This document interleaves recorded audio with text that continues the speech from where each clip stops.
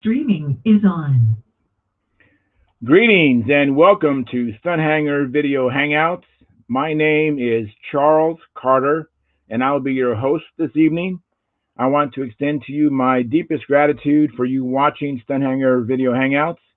If you are watching this as a replay, I want you to know I host these YouTube live streams every Monday and Friday evening, starting at 6:45 p.m. Pacific Standard Time. So make a note of this so you can watch or be part of the live stream.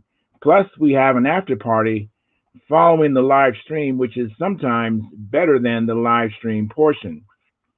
You must be a registered Stunthanger Forum member to find the link to attend the after party. Now, here at Stunthanger Video Hangouts, we talk about building and flying model airplanes, sport flying, competition flying, and what you've been doing lately. To join our conversation, if you are already a member of Stunthanger Forum, you can find the link if you scroll down to the section called At the Bench. Now, if you're not a member, please register at stunthanger.com/SMF. That's S as in sunset, M as in Mike, and F as in Foxtrot. You must place a space between your real first and last name when you register. You must also use a valid email address or Sparky. The proprietor of Stunthanger will not approve you. If you are inclined to not come in and just enjoy watching us on YouTube, wonderful, fantastic. Please enter your questions or comments in the chat box, and I'll do my best to make your comments a part of the show.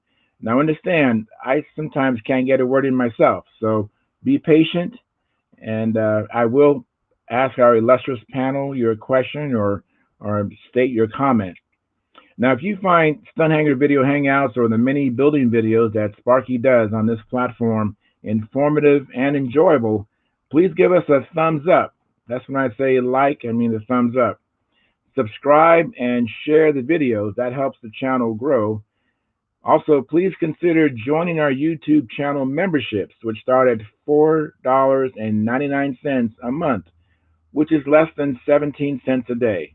And your support helps offset some of the expenses of running Stunthanger.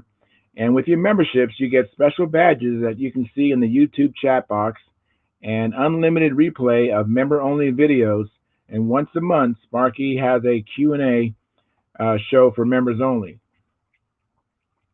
Now, you can also support our cause with the Super Chat, which is located in the bottom of the chat box, and you can make your donations there. And I want to let you know that I appreciate and Sparky appreciates your past, present, and future support. You are making it happen. Now, please keep our conversations family room friendly. In other words, please don't use words you wouldn't say around your children or grandchildren. And without any further ado, I'm going to post a link at Stunthanger Forum right now.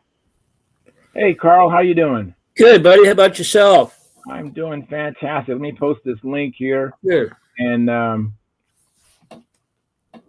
let's see here. Posted. Should you go flying today? You know what? Joe Mata and I, we went out. Yeah. Joe flew a little bit. It's one of those days when things didn't go right, and I really was ill prepared. Yeah. It was one of those days. What went wrong? Well, for one, being the professional, consummate professional that I am, right? I mean, it'd be hard to believe that someone like me, moi, would hook up the lines upside down or hook up the lines wrong. Oh, did you really? Yeah, so the plane's trying to take off, and I'm giving it up just a little bit, so I end up breaking the prop because the nose is going down. Well, see, that's the reason why when I hook up my lines, the first thing I do is I run them out, and I grab the handle, and I check them. Pre-flight. Well, you've seen me. How many times have you seen me do that? Hey, Brendan. Hey, how we doing? Yeah, well, I know, but see, it only takes one time to ruin your day. I know, so I didn't do it, which was weird because what happened was Joe had a Zoom call, and so I went ahead and set up the circle with the cones all the way around. Yeah. By the way, just in case everyone listening, I go out and set cones around the perimeter, and I place the stooge. I haven't used my stooge, and I don't remember last time I used my stooge. So I was out of my routine. Yeah. So I'm trying to get things all set up. Normally, I give a solid up and I hold it. That way, I make sure I see that the elevator's up, because you can go back and forth, see it moving, and not realize that it's reversed. So that's what happened to me. I didn't do what I preach. So as I say, do as I say, not as I do. Yeah. So all you did was end up breaking the prop. Yeah, it didn't get off the ground. It fortunately, fortunately, I was giving it down, so it didn't have a chance to get up. But it's a wooden prop. And matter of fact, it's an unobtainium wooden prop. So I'm not too happy about that. Meaning you can't buy them anymore? Yeah, I don't think so. It's a RSM. Oh yeah, it's an RSM prop. I don't think he sells them anymore. It's 10.6. Nice prop. I mean, the engine run. Hey Gary. Hi.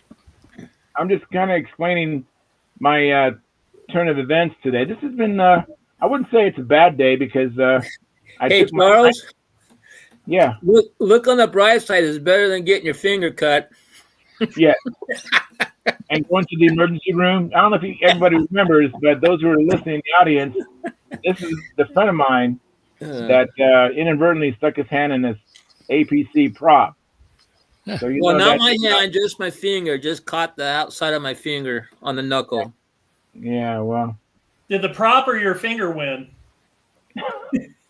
Well, no, the prop won because the motor kept running and sprayed blood everywhere. So. Yeah. So we asked some people in the chat box. Let me catch up here in the chat box. Alexander III, I don't think I have seen you before in the chat box. Welcome. Anyways, Alexander says, "Hi, Charles. I hope that you are all well." And I believe we're all well. Everybody is here. And Armando Sanchez says, "Hello from Saltillo, Mexico." Hey, well, fantastic. Hola. Hola. Yeah, ¿cómo estás? And then Mike Lonke says, "Liked you even though I know you, Charles." Mike, that was a good one, Mike. Well, that's a good one, Charles. That is. I know you, and I'm still debating. Mike, that's really good. Let me get John Miller in here. Let me get Mike Lonke in here. Is on. Hey, Mike Lonke, that was good. That was funny. You hear that, Mike? No, I just joined. I missed it. Sorry.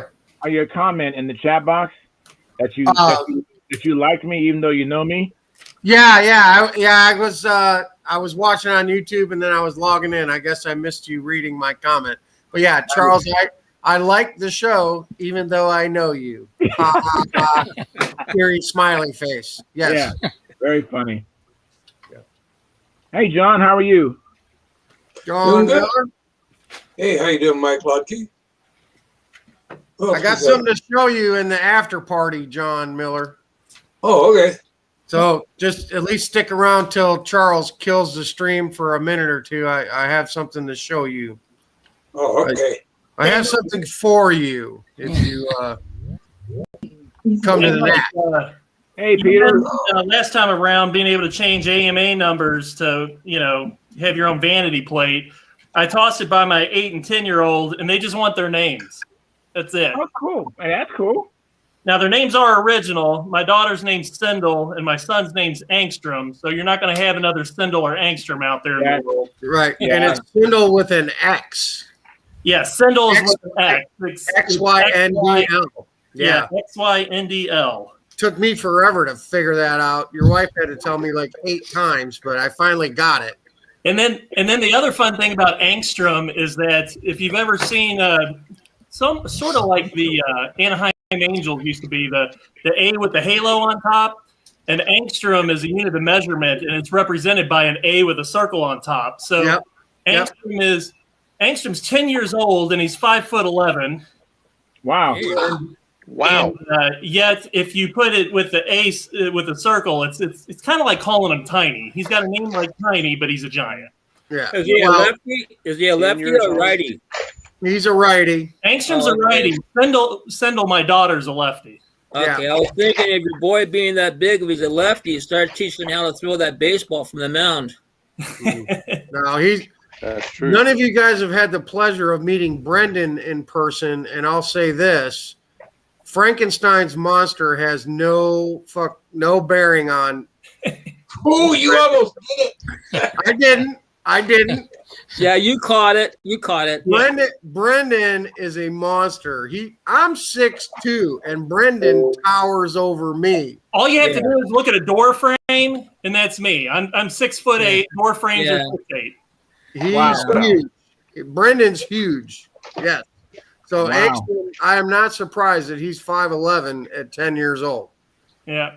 Not at What all. size shoe does he wear? I think he's wearing a 12 now. I've got 14. Yeah. I tell you what, I don't envy anybody being that tall. I got a brother 6'8", and I don't envy anybody being that tall. I'm 6'4". Yeah. And the difference between me and my older brother is he whacks his head even more often than I do. So, Yeah, I've taken my head off on plenty things. yeah. Ouch. When I built this house, I had my contractor made me run up and down the steps till I didn't think I could walk up them again. And they kept moving the wall back to where I wouldn't hit my head coming down it. The problem was every time they moved the wall back, my closet got smaller. My bedroom's upstairs. Well, Brendan, I would tell you to have those kids think a little harder on a custom AMA number rather than just their names, you know? Yeah, I mean, I talked to him about it today, and we've got a little bit of time. What was it? Till the end of March, right? That it's discounted. Yeah, it's half price till the end of March. Yeah, so I keep peppering with them, say really think about it, but for some reason at this moment they're just really stuck on their names being on. I mean, she could be UNICORNFLYR. No, she can't be Unicorn Flyer. What's it limited to? How many? 10 letters or characters. Okay. It's got to be 10 or less. So she could be, she could be Unicorn. She could be Unicorn Girl, GRL. You could be Unicorn Flyer spelled FLYR. Or FL. No, that's too much. Unicorn, UNICNFLYR. My wife told take the orange out of it. Okay, I got you. My wife's already told me I need to be psych out because I'm a psychologist. So I would go with prison doc yeah, that puts a little fear into people. because you work in the prison, right? Right. Yeah, I would go prison doc. Bad. No, that's not bad. It's not bad. Oh, I'm gonna stay out of that one.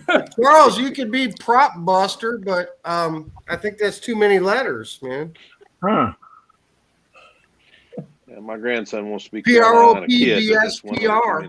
Prop buster, Charles. Yeah, I was thinking about just putting my middle name Lomax.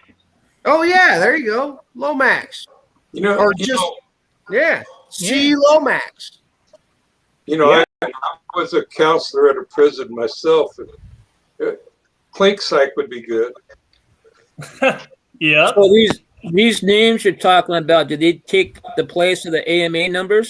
Yes, They become your AMA number. they become your AMA number, and I did it for Sam just because he's young and for kicks and giggles, because he's a kid and he wanted to be the combat kid. I said, "Do you want to be stunt kid or combat kid?" And he chose combat. There you go. Very cool. I racked my brain trying to think if I wanted to change mine, and I came up with a couple that were pretty good, but I have my dad's old number, and I'm going to keep my dad's old number. I don't need a vanity number. So I'm going to keep my dad's number to honor my father. Sure. But I think it's a cool idea, man. You know, just something to mix things up a little bit and make you stand out. And if you think of something that's witty, it's kind of funny, you know? Yeah, it is. Yeah, I just thought of one myself, but can't fly. There you go. That's great. John, you could be Santa Claus or KRS Kringle. No. I have a better one. Stunt a Claus. Stunt a Claus. Oh, yeah, it's too many letters. John, I'll tell you what. If you change your AMA number to Santa Claus or Kringle or anything related to Santa Claus, I'll pay the damn $25 to have you do it. Chris Kringle. That would be good. Well, you know, I was going to tell you that for a while, I don't know if it still is, but you know how you have on an RC plane, how you have to have your AMA number on the wing? Yeah.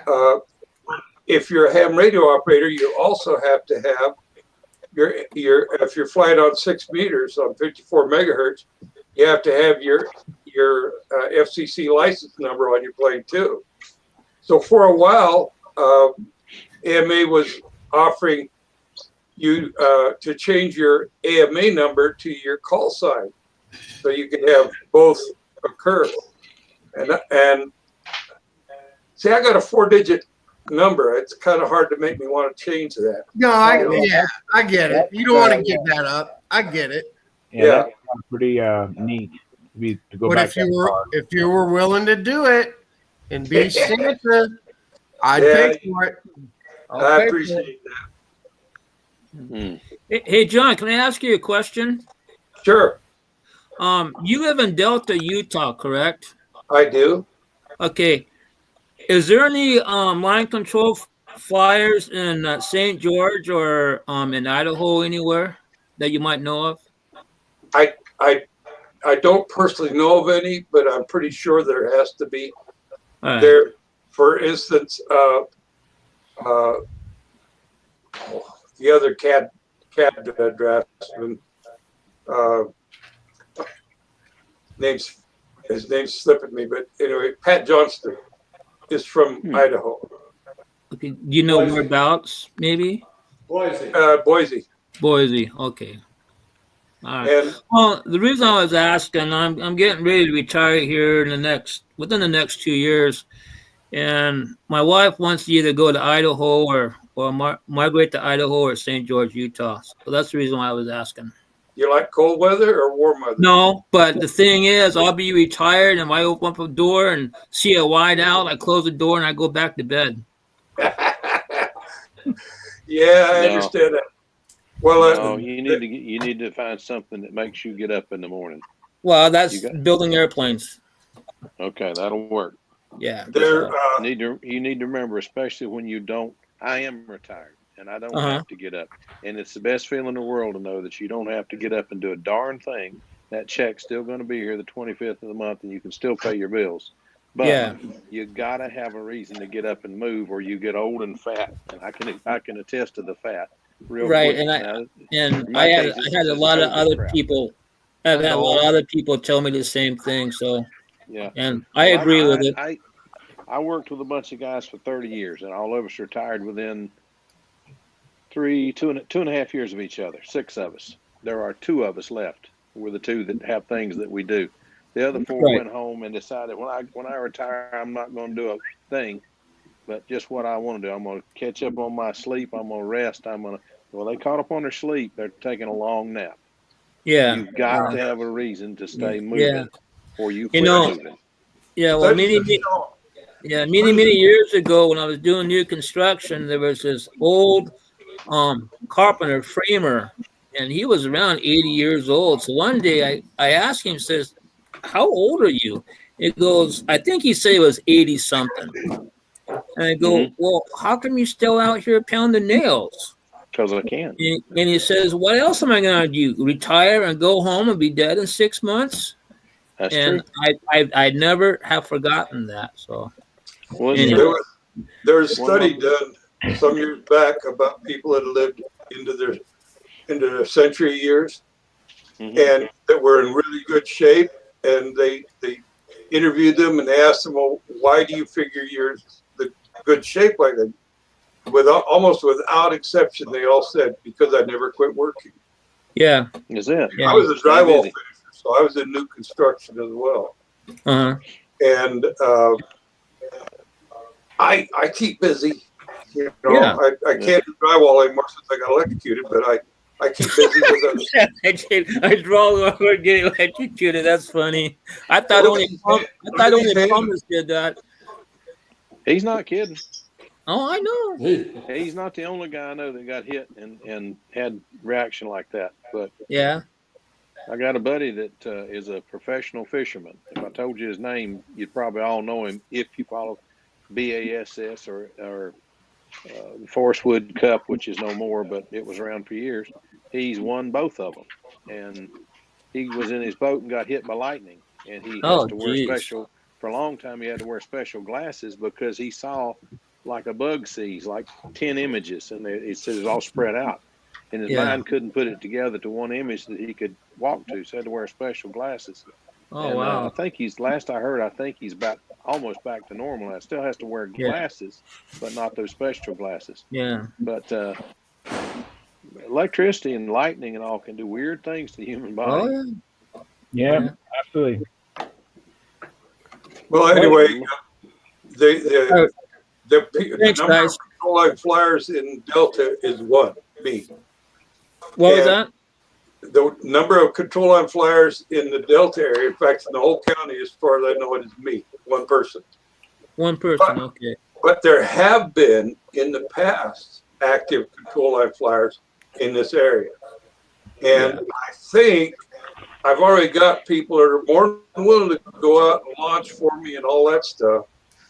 And I'm thinking, because I haven't flown yet because of this, you know, but I'm getting ready. Yeah. And I think once I get flying and start making some noise and that I may dig out a few control line flyers right here in Delta. Oh, there you go. Yeah. It just takes one to get it started. Yeah. Right. Yeah. Right. So I would say pick the place that you both want to be at. When and don't worry about it. You'll find there's always somebody around that flew control line as a kid. Yeah. And as long as you get somebody to launch for you, you start making noise, and pretty soon people start coming around. Right, and the other problem is finding a place to fly without causing problems. So. Well, the nice thing about being in an area where they don't have a lot of control line flying is people don't seem to get all uptight yet about, you know, the flying. And with electric power and occasional IC, you're not making that much noise. Besides, people around here in the farming industry that make more noise than a control line model airplane does. Yeah. Yeah, we just had a test on that. A girl, they put apartments in fairly close to one of the flying fields, and we had a woman raised a bunch of sand, so we decided to get a guy to come out with a sound meter, and this is a pro sound setup with big 4-foot round microphones, parabolic microphones, which I thought was not right because the human ear don't collect what a 4-foot parabolic will collect. But anyway, we go to the other end of the field and crank up a model airplane and fly it. And this was a Tune Pipe 61 airplane, which he didn't want the loudest one, so we didn't fly combat. But he didn't want the quietest one either, which would have been my electric, because I'm the only one out here flying electric right now. But anyway, we flew the airplane. It was my impact, and landed the plane, and then cranked up a weed eater. The weed eater made more noise than the airplane. Yeah. So that dispelled that rumor real quick. So anyway, I always figure that with the small engines I fly with, a chainsaw or a scale saw or a table saw, I'll make more noise than what my 35s and 25s make. So. Oh yeah. I got a buddy that always wears earplugs when he flies model airplanes, but when he's in his shop, he never wears earplugs. I guarantee you, if you cut a piece of oak with a table saw, you have made noise that is more damaging to your ears than that model airplane thought about doing. Yeah. I wear earplugs for everything. I have tinnitus, but it's from a fall off a plane, off the back of a bucket truck.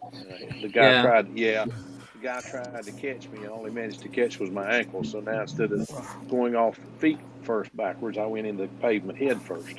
Oh, so that's why he did. That's why he lived through it. Phil, the problem with that is that you're expecting people to actually think rational. Yeah. And it's very little rational thinking going on. Let me tell you something. Common sense ain't very common these days. That's true. Phil, common sense. When I was in high school, I had the cops call on me for a noise complaint from my model airplanes, and I was flying a hand-launched glider. Yeah. The thing was, I was out there with a model airplane. They didn't like that. Yeah. Well, we lost a flying field here because the airplanes made the woman there nervous. So she called them one Saturday morning and said, them damn flyers are out here again. Get out here. So the police came running because they had warned us twice. Well, they come running out there, and it was a flock of birds. Our sailplanes made her nervous, but this was a flock of birds. And she blamed us about it. She was just the cop said this woman is crawling out of her skin nervous because of them airplanes, and it wasn't airplanes, it was birds. So that's sad. That is sad. She's still living there. It was a deal where it was a landfill, and we got the facility in Lexington, and the club had gotten the facility, and they put a cover over it, and they didn't have the walls up yet, but they bought. You could buy one of these 2-car covers for $1,400 and put that thing up, and you had something, and you could put walls up, and you had yourself a building. Well, they had I don't know how they got that runway, but they got a runway in 200 foot of runway. They wanted to fly jets out there, and had the place really looking nice. It had sown grass and bought a lawnmower for the club to keep up to take care of it. And this crazy woman moves in down the block, and the airplanes made her so nervous that one woman caused us to lose that field. Wow, it's terrible. And there's no legal repercussion to that? No. And what legal authority did she have to do that? I don't know. It's still in litigation, and that's been 5 years ago. But the club has already gotten together. We have a few people in the club that the names won't mean anything to y'all, but Bruce Hayes is Hayes Jewelers, one of the biggest jewelry stores in the area. And Bruce Hayes and a bunch of other guys, that's what I understand, are in this club, and they bought some property and built a field, and they went flying, and they went to canvassed all the neighbors and asked if anybody minded the noise and whatnot. And everybody thought, no, we'll enjoy watching you fly. So they've got a great place now. Just wait until another idiot like the woman shows up and she goes like, "Oh, I'm scared." Let's go another litigation. They've got one.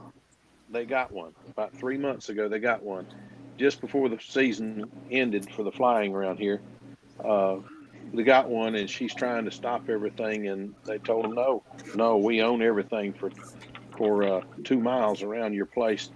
Everything between here and the field for 2 miles is all one farm. It's a huge old dairy farm. And I don't know if Bruce owns it or he has control of it, but at any rate, he says she can take us to the court from now on. And he just pointed at 4 guys over in the corner, and they're 4 of the highest pressure attorneys in the county. So they're all flyers. They're all flyers. So I think there you go. Right. Yeah, I think we're going to be all right. I don't fly radio anymore, but I still enjoy. Well, I do fly sailplane occasionally, but very occasionally. But I do. Mm-hmm. I'm glad to hear that they're not going to lose another field. It's getting pretty neat. But Bruce is getting old. All those guys are getting old. But anyway, we'll see what happens. Let me interrupt here for a second.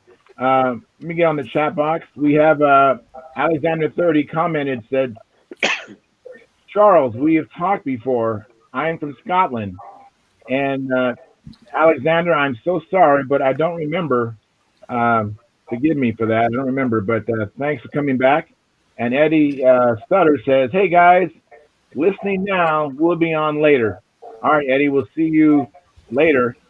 And hi, Tom. Welcome. Thanks for coming in. And hi, Tryon. Welcome. Thanks for coming in.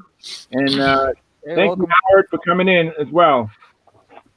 Howdy. Yep. Good to see you, buddy. You Good to guys see remember everybody. when I made? Do you guys remember when I made that little tutorial on how to install these Kevlar hinges? Yeah. Yeah.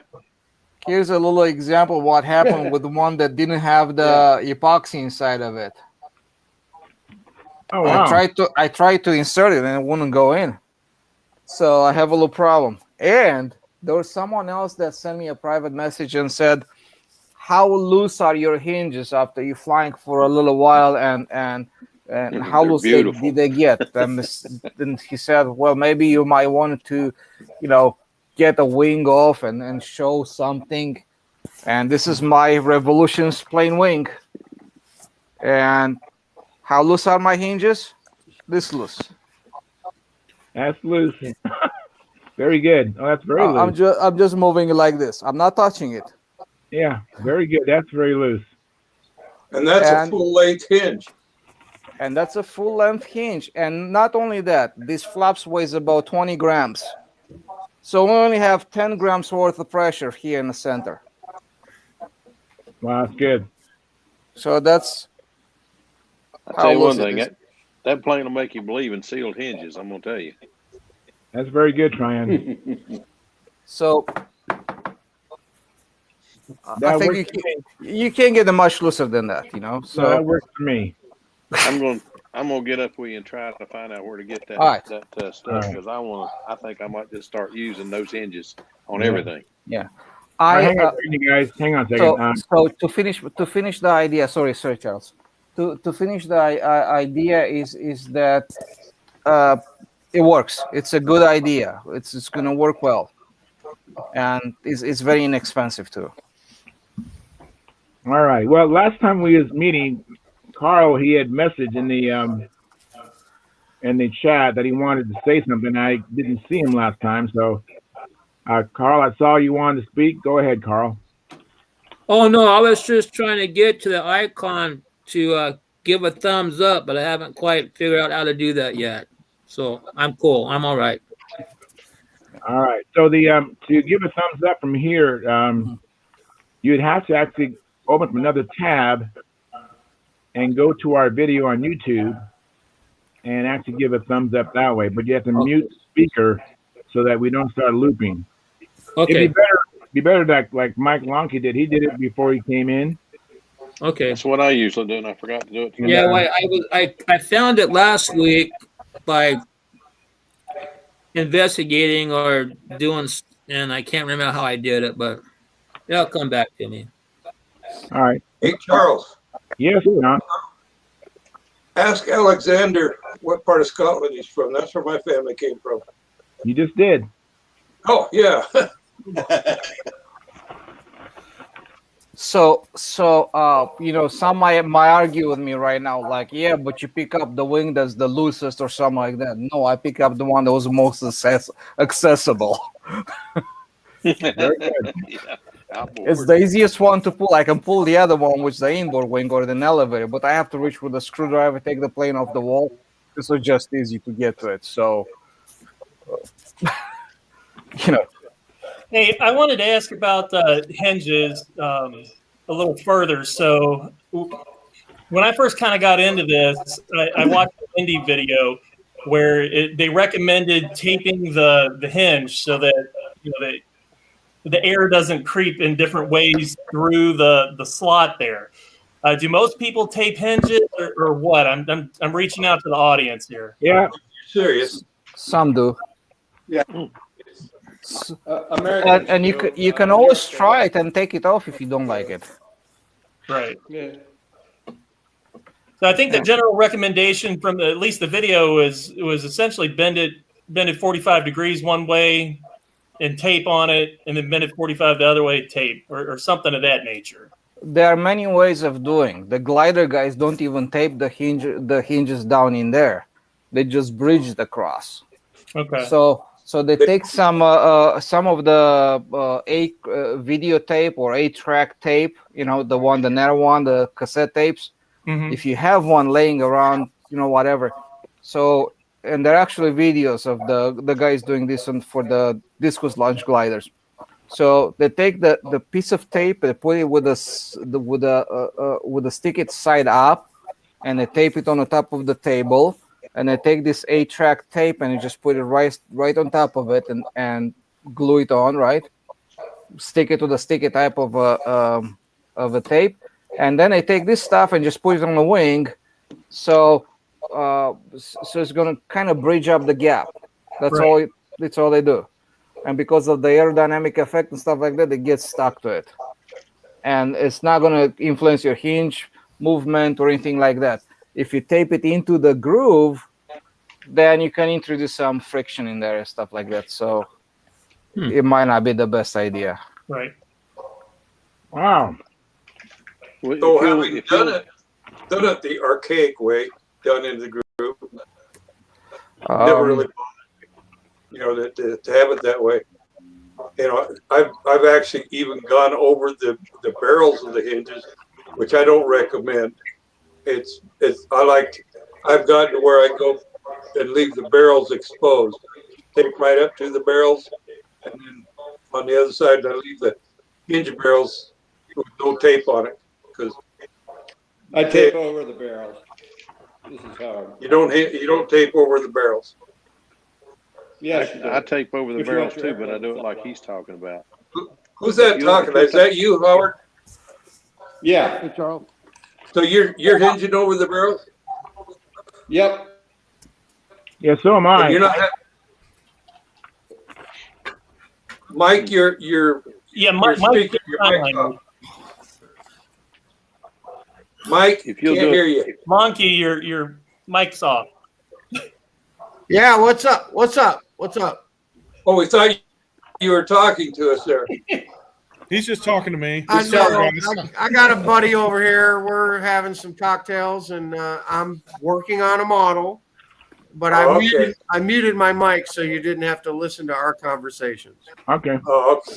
But if anyone has a question or wants to berate me in any way or tell me how much they love me, I'll turn my mic back on.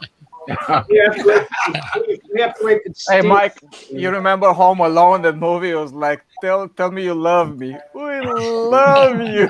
Yeah. Oh, Lord. Oh, Yeah. I want to hear more about. An oldie but goodie, Al Fierro is in the house. Hey, Al, how you doing? Al Ferraro, what's How you up? guys Al Ferraro's in the house. Good. Oh my goodness! Holy smokes. Look what I I bet can he's drag going in. to show us a combat plane. How much you want to bet? Yep. How much you want to bet? Al's going to show us a really I new figure I'd jump in here for a little bit. wicked combat plane. Nothing new yet. I want to hear about Howard's method of taping over the barrels. Nothing new yet. Oh, Right.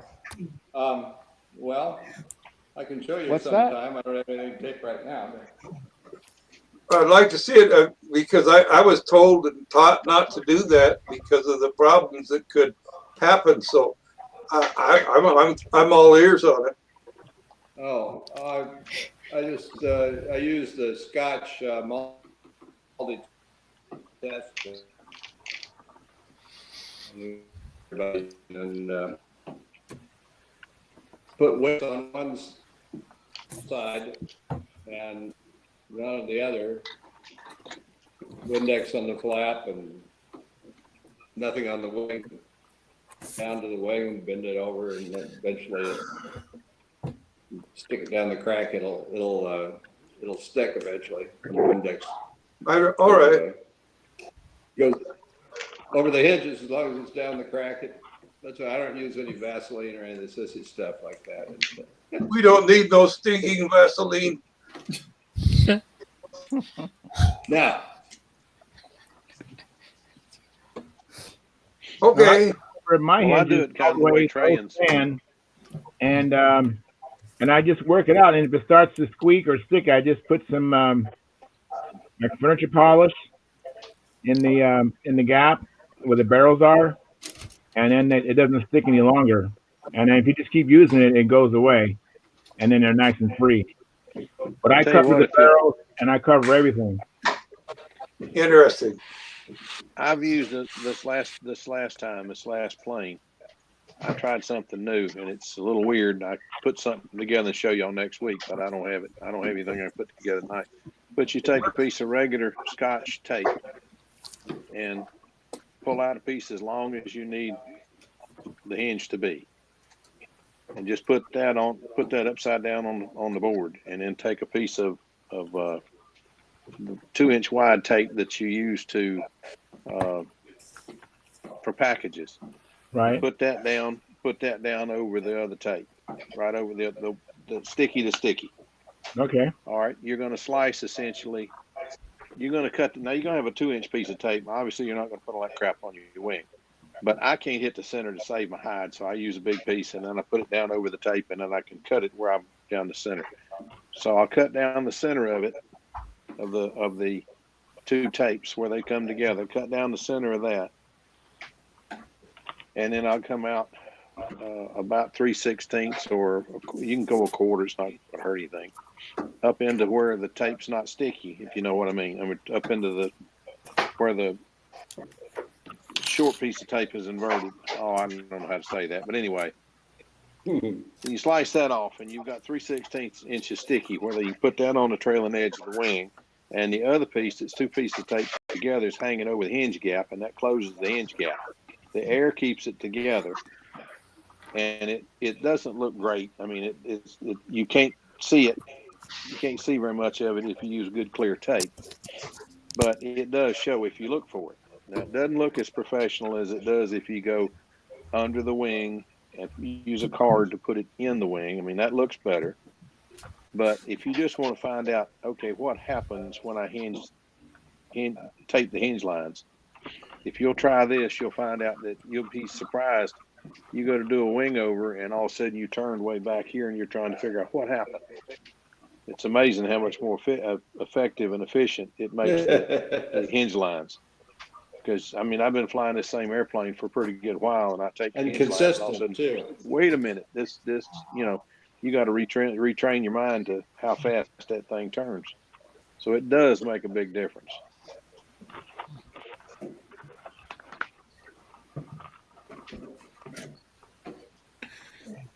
Now, Wendy Yanowski used to say that it really helps a heavier plane and not so much a light plane, taping the hinge lines. It helps. I don't know what's efficient is efficient. I mean, No, it helps them all. it helps them all. Everybody it makes talks them more about the bigger or the consistent, heavier. You know, it makes a difference on the big stuff. It don't make a difference on the little stuff. I've said this before. We took a little HO slot car and tilted the wings up on it, and all of a sudden it was the fastest thing on the track. It makes a difference. If it moves through the air, aerodynamics matters.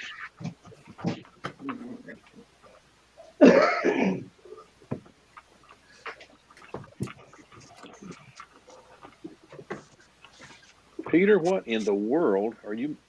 Oh, okay. Huh? It's a suitcase of some sort. Oh, what in the world's he got? No. That's my flight box. Oh, okay. Yeah, I made one out of wood. You went and bought one. That's nice. These high-tech guys. Oh, there you go. I tell you. I started a new wing a couple days ago. Oh, Lord. Very nice, Tom. That is nice. This is scratch built, my own design. It's this part right now weighs 7 ounces. Oh, that's pretty good. What's it going to be, Tom? It's going to be a flying wing, and I'm doing a video series on it. But right now, I just have 2 days worth of work in it right now. That's not bad. It takes me 2 days to decide what airfoil to use. That's going to be an RC plane, Tom, or Yeah, it's RC. This is 7 ounces with the servos in there. Oh heck, I didn't know about the servos. That's What size motor? It's 2820 or 28. Your mic's off, Mike. 2820. He has guys, a bit of power. Steve. Can I take over? Take over, Cheyenne. Can I take over? Okay, here he goes. I'm going to show how to seal your hinges. Okay? Take a couple of pieces of tape. No sealing. Put them on the side. Bam. This is not good tape. You want to use the crystal clear tape, the one that's super transparent and very flexible stuff. Yeah. Okay, this is just a demonstration, okay? You take your tape. Put this guy like that. Cut the other end around. Stick it side up, right? All right. All right. I'm securing both ends. You see what I'm doing here? Yeah. Okay. Sake of argument, this is just monocoat. Really doesn't matter what you do. Use something. Can be a piece of paper for all I care. You go like this, and you can very accurately place it. Or you can just work from one end to the other end. So here, there. Just kind of try to keep it nice and straight. You don't want to pull it. You want to have it pretty relaxed, okay? Because if you put tension on it, this is going to be kind of wrinkly and stuff like that. You want it to be pretty flat when you're done with it, okay? So, let's say, give me a second. Let's say I wanted to seal this gap here, right? You can just take this, cut it to some length that you need. Okay, something like that. How long do I need? Let's see. Say about yay big.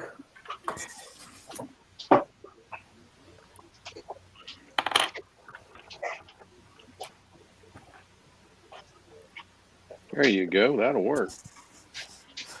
And take it like this. Nice, tape it nicely. Here.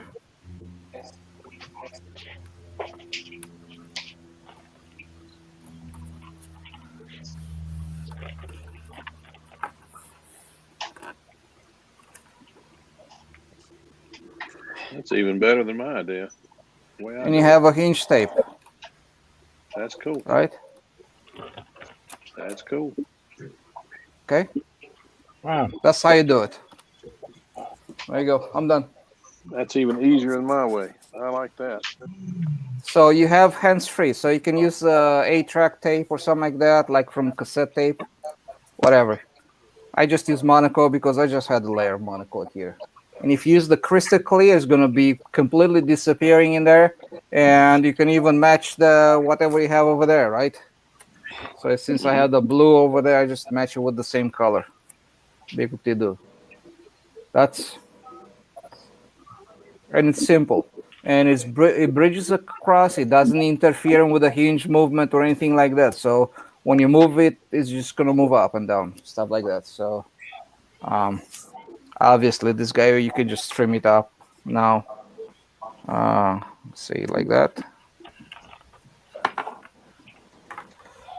So let me show you. Does it go down in the crack? No, it doesn't go in a crack at all. Doesn't need to go down the crack. See? You only do the top or the bottom? No, we do the bottom. You can do on one side only. It's enough. But you can do them both sides if you want to. So when you move up, the wind pressure is going to hold it against the stabilizer. And this is going to bridge the gap and you have like it's a seal hinge. It's going to act like that. Yeah, but if you had that on the bottom and you did up, wouldn't that push that off the bottom? No, Yeah, do both it really sides. doesn't matter. You can put them on both sides just for help. It's not Yeah. stuck I on have it the- on both sides of mine, Steve. It works fine. It doesn't interfere with anything. No, it doesn't. So is there a way to blend that hinge into the rest of the fabric so it's Like I said, like use like crystal it's clear invisible? tape. Use crystal clear tape. Oh, You're I not see. gonna see it. He's used the cheap Oh. stuff there, so it Yeah. shows a little bit. I don't have On it, my but plane, but for blends like in, you don't even I see see. it. yes, exactly. There you go. That's how you do hinges. It's not hard. It's super easy, and that's that. So, and if you guys were Yeah. curious what I was doing It's an here, interesting way of doing it. It's different from about most of it. these are the Kevlar hinges I'm installing right now. Very nice. Looks nice, Trey, as usual. When are you going to learn to build, Trey? Oh, never. I want him to teach me. If it wasn't for molded forms, you wouldn't have a chance, would you? Nah, probably not.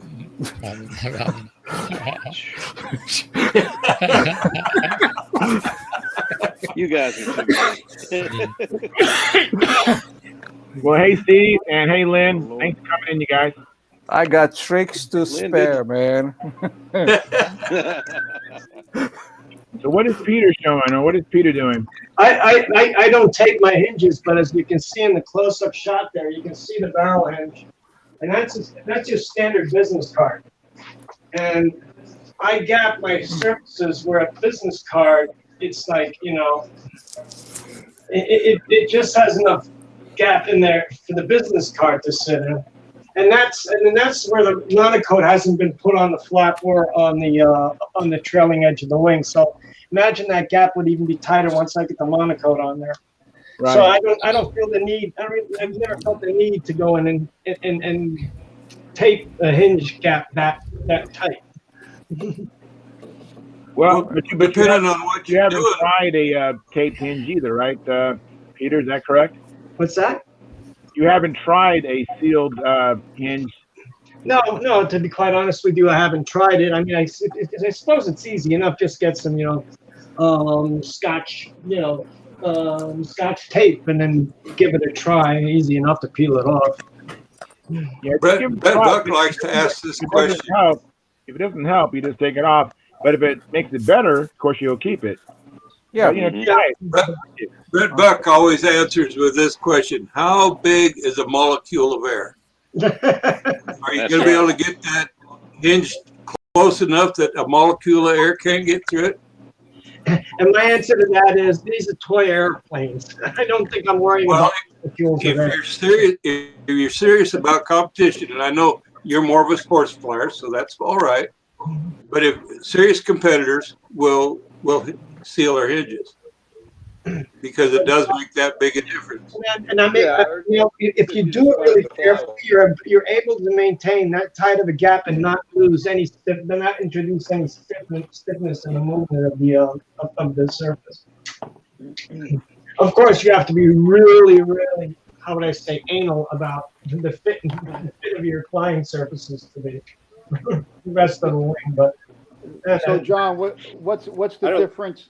What's the difference you see when you seal the hinges? My plane will turn quicker or have more authority. It just will turn a little bit tighter. It just depends. Where'd Bob go? It'll stop in the center too. Yeah, it locks better. Oh, I mean, it locks better when you come out of the square. Yeah. It's just more positive in the way it flies and handles. I think Lynn's wanting to speak. Go ahead, Lynn. You probably cannot trim it very well. Lynn, do you have something? In different places. We've got to have the I think Howard's talking. Howard, say that again, Howard. You're a little light in the audio.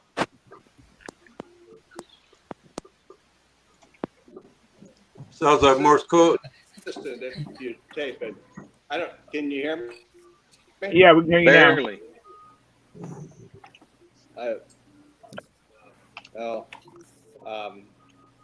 It's more consistent if you tape it, and you can trim it more effectively. Yeah. Well, I agree with that. And that's coming from a combat flyer or ex-combat flyer, president of the JCT. Hey, I don't know if you can call Howard just a combat flyer. Who are you talking about?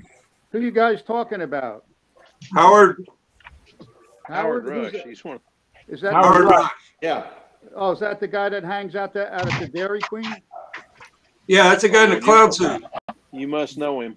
You must know him well. No, I don't know him well. I think I met him once at the Dairy Queen about 10 years ago. I'll tell you one thing. I've only seen him fly a couple of times, but he annihilates competition. He's something else. He may not can do it now, but 20 years ago, he was the man to watch. I haven't seen him fly in 20 years, but at least not combat. But 20 years ago, if Howard was on the field, there wasn't much question who was taking home the big trophy. Hey, here's a little one for you guys. I think Howard Rush is a Brazilian national champion, if I'm not wrong. Yeah, I'm undefeated in the Southern Hemisphere. Did you have to fly the other direction? Congratulations, Howard. Most definitely. Fly in the other direction. Yeah, I saw that video, Howard, that Wendy shot when you won the championship in Brazil. So the Brazilians have an American champion in Brazil. Yeah. Kind of funny, yeah. He went down there for the money and the women, you know. Hey, Bob. Yeah. Hey, Bob. Good to see you, buddy. So yeah, I had a question for you guys, like quick and dirty. If you glue the center section, I want to glue these guys, right?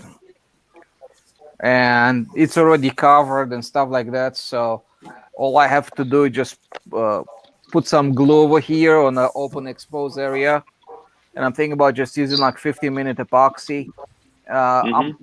It's a good way to do this, kind of painless. Because I'm thinking if I put epoxy over there and just move the fuselage in like this, it's going to scrape it off and push it on the other side. Yes, it does. Yeah. So, yep. or you kind of put it in position and then inject the epoxy in there. So, for sure, you can do that, but put some tape on both sides. Yes. On the fuselage, so that you don't get it up on, and then you can make a fillet out of what squeegees out and all of that stuff too. Mm-hmm. It just flies cleaner. Mm-hmm. Okay, cool. Hey, Bob, you like it? Looks familiar? You can't hear me. Bob is not here. Bob's having audio problems. Yeah, it won't work. Trying. Yeah. Another thing you can do to get epoxy in that gap is take a plastic soda straw and fill that with epoxy and just flatten it. And you flatten it down. And yeah, my connection sucks. It won't work. You can fit into that crack and then just squeegee out the glue. Oh, wow. What a great idea. Really well. Cool. That's a kick-ass idea. Yeah. See, I knew you were here for a reason. Sorry. Yeah, I saw a video on when they were installing hinges, and that's one of the techniques that the guy used. He sucked up some epoxy in a straw, and then he got it inside the slot where the hinge was with the hinge, and he just eased it on out and squeezed it out. So. Yeah. Just see, you can use PA to put it in place. Yeah, I've done it with put a piece of tape on both sides of it and put the epoxy on there and then just try to scrape about 80-90% of it off where there's just, you don't think there's much left. And then put that in there and that'll hold it. But you also want to try to squeegee some in there around it, just to fill in any gaps. But that'll make less mess. But the tape around it is definitely the way to go. Now I just showed you how loose that hinge is from Kevlar, right? You can definitely build it into your trailing edge or the leading edge of the flaps. You just put it between two sticks of wood, and you basically have a hinge line right now with that, without doing anything else. So it's just an idea. If you want to go in that route, yeah, technically my hinge are sealed. Yes.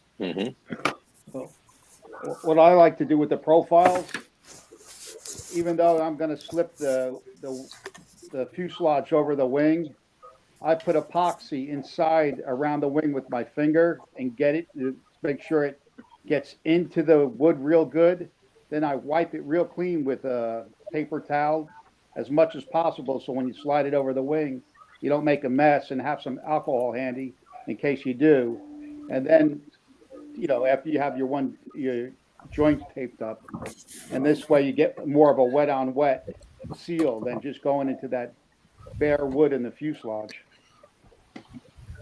Yeah, it's a good idea.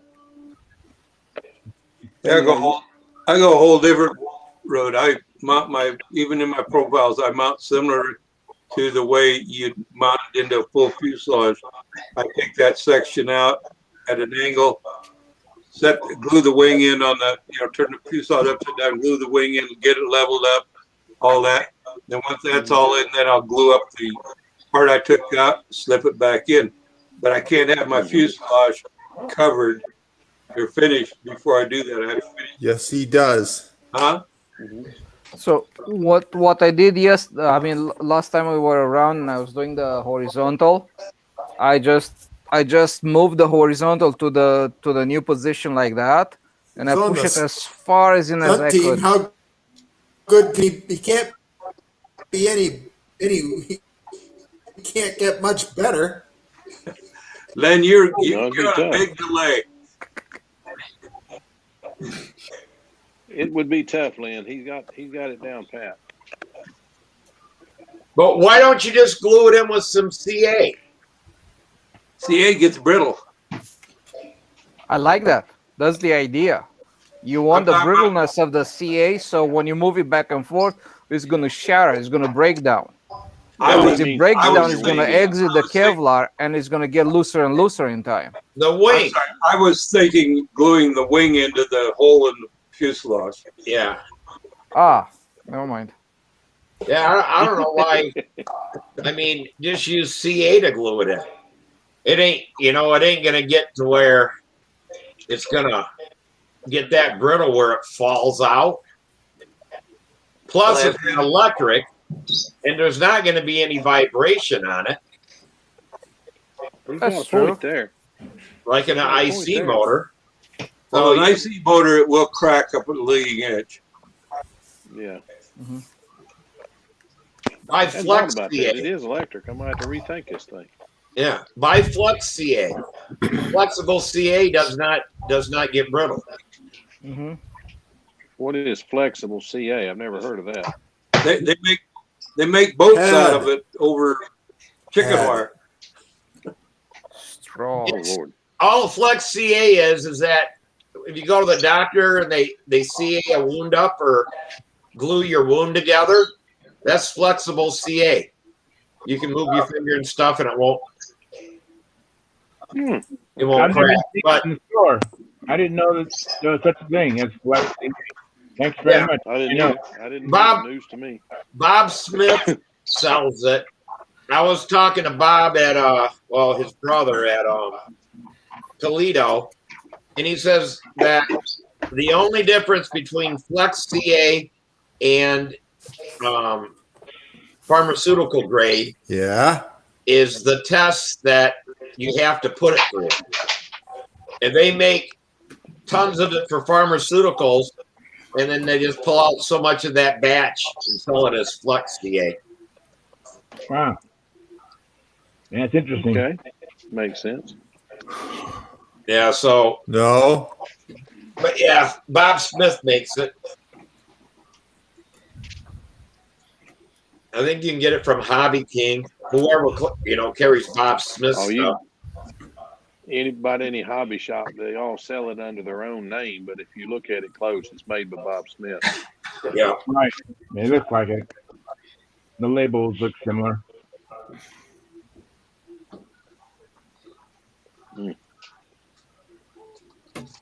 Hey, well, Then you wipe it off with your finger. Oh.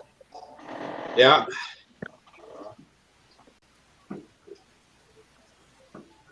I'm hoping Sir Bob gets in this. I bought a new motor and No.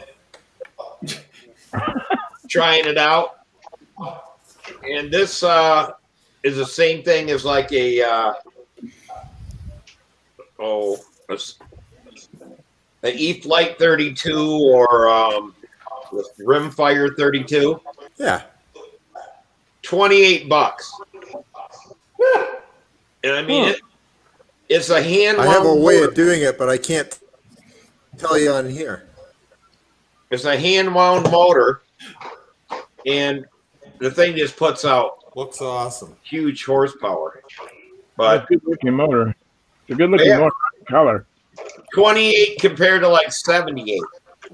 Wow, that's impressive. E-Flight 32. Yeah, it's the same thing as the E-Flight 32. It's on Value Hobbies. It's a 4550. The same thing as 4550. Yeah, I think that's what it is. Huge one, maybe 4250. Oh, I gotta tell y'all a good one. Maybe a 40. Y'all know I ordered those Joker motors. Those suckers spent 2 weeks. They spent 2 weeks in New York in customs. Wow. They finally got out of there the 23rd last week, first this week. They got finally cleared New York customs and went to New Jersey. Then the next day I get an email. They've left New Jersey and they're on their way to Greensboro. They got to Greensboro. Greensboro is 32 miles from here. This morning I get an email there in Jacksonville, Florida. I know, it's crazy. I know, it's crazy, Bill. I ordered some parts from Jim Lee. He's in where's he at? Topeka, Kansas. Okay, Kansas, Topeka, right? Kansas. He goes all the way back to New York, then it comes back to California. Yeah, it makes no sense. But anyway, maybe I'll get on somewhere before June. You know that old thing when someone asks you for directions and you tell them you can't get there from here. Len's frozen, I think. Hey, Len. He moved. He's just on a delay. I think it's on a major delay. Hey, Len, you might want to consider turning off your camera so maybe you won't be so behind us. I was just wondering, what's the deal from getting stuff from Canada? I picked up a OS 40 VF. There's shipping from Canada. Let's see, it shipped on the 16th of this month, and I'm getting an email saying that it's not going to be delivered until April 5th. Wow. That's why I was just wondering if you have some idea what the deal is, getting stuff out of Canada. Well, that's because Biden shut down the pipeline and pissed off the Canadians. Yeah. Oh yeah, and another thing, it's not doing any good for us. Everybody here has done this. I wish you'd shut the damn one down coming through Michigan that spilled 1 million gallons in our river. I'm sure everybody's done this. You I mean, it's still screwed up after 6 years of that shit. I mean, everybody's done this. Where you have something and you can't find it, so you go out and get another one. Well, I kind of like ran into that problem. It's just a regular little screwdriver here. If the tip comes out and it's Phillips on one side and regular on the other, and I can never find this thing when I'm looking for it. So the other day I was looking for it, and guess what? Oh, you have bunches of them. Oh my goodness! Every time I go out and get another one, and I pretty much found them all. You get, Lord mercy. I tell you what, with the triangular ones, you got to be careful because the internal parts will spin on that. And you're thinking you're tightening something down, and you're really just turning, but it's just turning. Just turning the barrel. Yeah. So now I've got like 30 of them. Hey, Charles. Yeah. Did Alexander say anything? Not yet. I don't know why he hasn't said anything. Maybe he's not there anymore. Maybe not. Hey, Alexander, what part of Scotland are you from? And let's see here. Hey, Bob. And then the same thing with these. I'd like to go someplace else. Bobby, you got it working yet? Looks like he's getting close. Hey, I have a question. Does anybody use Superfill? Yeah, I use it. Yeah. Yeah, I use it. What do you thin it with? You like when you want to smooth it out? I'm doing some right now. Isn't that don't spit on your finger. I mean, usually it's denatured alcohol, it's 70% alcohol, or it's acetone. Just What do spit you on do? your finger. I use a little alcohol. I use Just 91 regular alcohol. 70% alcohol, something like that. Yeah, 91, 30. It all works. I use water because water won't weaken epoxy. You wipe it with alcohol, and it'll actually mess with the bond of it. Well, denatured alcohol slows the drying, so. Yeah, because it messes with the bond of the epoxy. That's why if you have a little jar of water works fine with it. You just smoothen the surface. You're not getting That's all I want. Steve, you're screwing us I'm going to jump out real quick and go do that, and then I'll come back in, and then I want to get an opinion about how the Smith brothers do their hinges and sealing. I've got some examples here I can show you. All right. All right. Sounds good. All right. All right. Bye. All right. What did you say, Phil? I'm messing things up. You're messing my mind up. You're supposed to be the comic relief. Now What? you come in with something serious. No, I am serious. I always use water. I don't use alcohol because it'll mix with the epoxy. Well, you're not talking about epoxy. If I talk Superfill, and he's just trying to smooth the surface. It's Right. not getting No. Don't do that. I see you, Carl. I'm not thinning this. Well, Steve, I'm not doing it. my energy level just went downhill, so I gotta call it quits for tonight. I just want to say thanks for talking to me and have a good evening, and I'll see you Monday. I thought All right. you meant glue the. You take care. I'm sorry. No, it's like you make a fillet. Okay, and you get your fillet in there, and you want to smooth the fillet, the surface of the fillet. I thought, yeah, that's what I thought. I thought he was talking about gluing the wing in. No. No, different conversation. Different question. No, I'm just used to Steve being the comic cut up, and all of a sudden he come up with something that really made sense and made me think, it could mess with the bond. So, Anybody using leather for fillets? Steve, I have. I would if I could. How does that? How did you find they work? I know you really can't sand it much. Well, you look at the fillets on my Pathfinder LE; those are leather.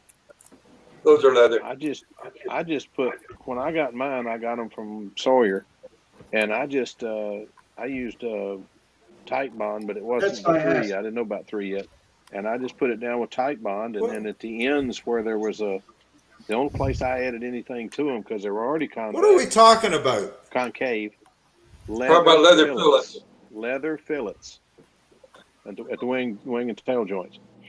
but I just put them down all the way around, and then at the very front where they didn't come completely together, that's the only place I used any fillet material at all. I mean, well, I think I used super fill.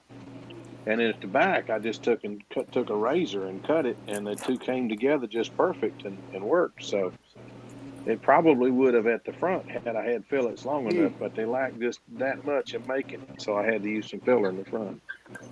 But do you smooth it in a little bit with some sort of filler, because you can't really sand leather, at least not that. No, I'll tell you how to do it if you want me to. Yeah, sure. What you do now, we used to use Ambroid or Duco or something like that, a cellulose glue. But you can use other glues. I'm familiar with the cellulose glue. Mm-hmm. What you do is you while it's dry, before you put in glue on it, you take and cut your length of your leather fillet. So you cut it a little long. Oh yeah. Okay. And you don't try to go from the bottom around the leading edge and back to the trailing edge on the top.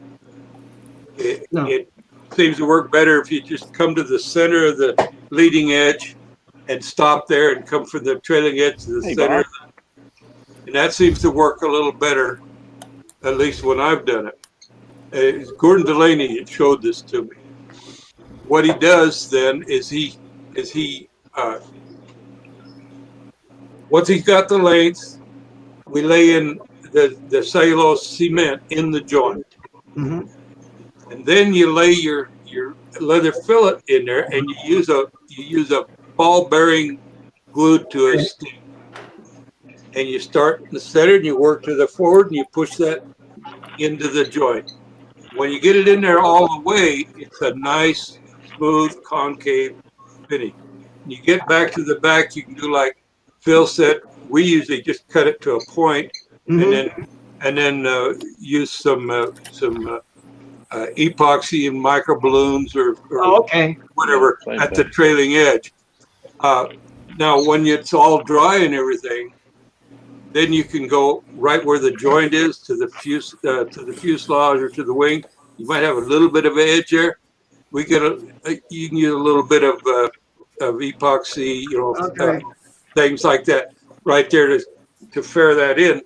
And you don't have to sand on the leather fillet at all. So Yeah, the reason I ask is because in the Pathfinder LE they mention installing leather fillets, and I've never done it. I would imagine those would be like super strong. Yeah, and then you had the ESC. It really strengthens your joint up because it spreads that joint out. Like I use a fairly large one on the wing joint. And stuff to go with it. Say what, Lynn?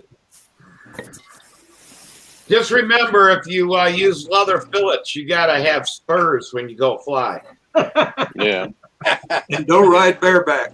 Goes without saying. Lynn came through. Anyway, where do you get? Where did you get them? I don't know. Does anybody even sell them? Where do you get them?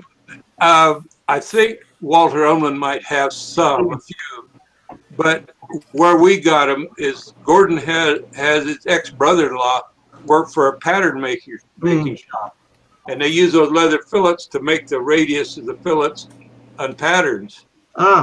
And so if you've got a pattern making shop, Jesus Murphy. You might be able to go there and make them a deal for a few leather fillets. Otherwise, if you buy them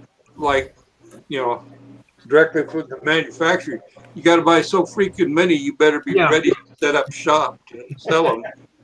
All righty, thank you very much. I'll investigate it and see if I can get it. Find a reasonable place to buy those. I'm here. Can you hear me? We can hear you, Lynn. Yes, we can hear you, Lynn. You're delayed a little bit, Lynn. I don't see you, but I hear you. Bob Hunt wrote in the chat that I'm here. He can't hear anybody. Oh, if you look in the chat box, he said he can't hear anybody. Oh, here he is again. Try to come in again. That's perfect time to mess with him. Well, maybe it's out of Canada. It may have already been out of. It may already go to Canada. It's probably in America. If it, behind us, Lynn. Just let's do a test. Say, Lynn, when you can hear me. Lynn, when you can hear me, count to 1, 2, 3.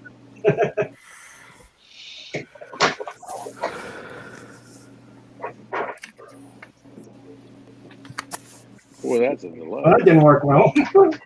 Wow, we're still waiting. Hi, guys. Okay. Good to see you. There's I Bob. hear you. Yeah, Two- I couldn't get my wife's iPad to work. I had the same problem, Yeah. Bob. Did you update? Yeah, I hate Macintosh products. Hey, Bob, I couldn't get on with my iPad earlier, and I had to put the latest update in it. How do you do that? You go to the App Store and you put it 8x8, and then you'll see the one that you have. It says update. You hit the update button. Let me go get my iPad. I'll be right back. Yep. Because I couldn't get on. It kept on kicking me out. I tried like 10 times, and then I updated the app, and then it worked. Hey, thanks, Al. I can't get my computer to come up to do it, but whatever. The iPad was easy, but the computer's been a real bugger today.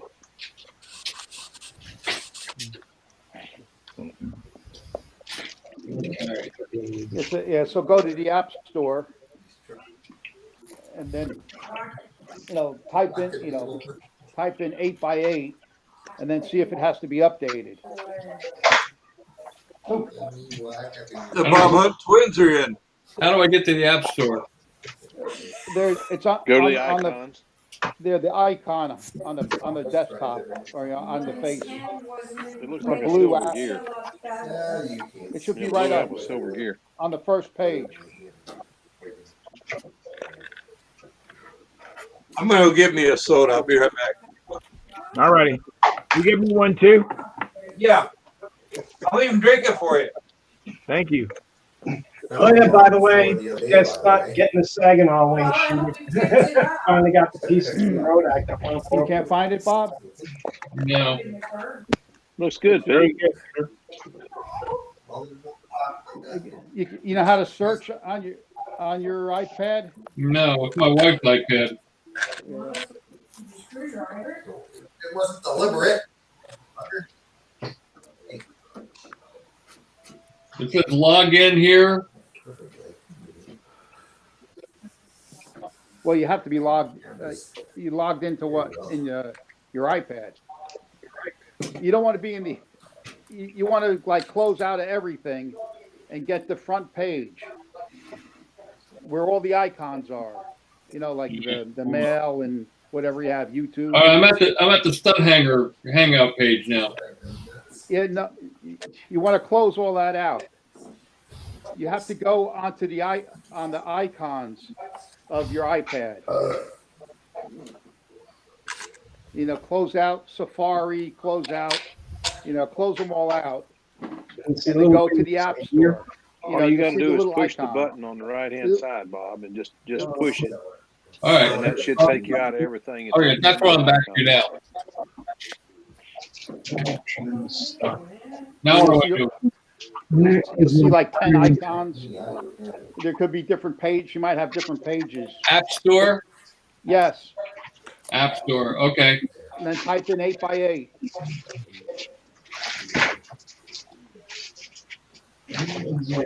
got in your paw.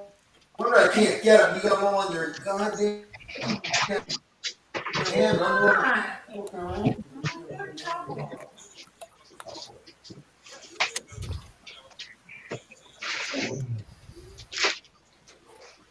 Hey guys, if you want to see something funny, look at Lynn's whatever, and look at the clock in the background, the little Let me thing bobbing back and forth. It's schizophrenic. It doesn't know what to do. It sticks for a second, then it goes back, jumps back and forth one good time. See? That must keep Canadian time. It's stuck. 40. Yep. Oh, and we're wondering why he's on a different wavelength. Okay, 8 by 8. Okay. There's some frames being dropped there. I'm at 8 by 8. Okay, yeah. So then, is there a little box where it says update?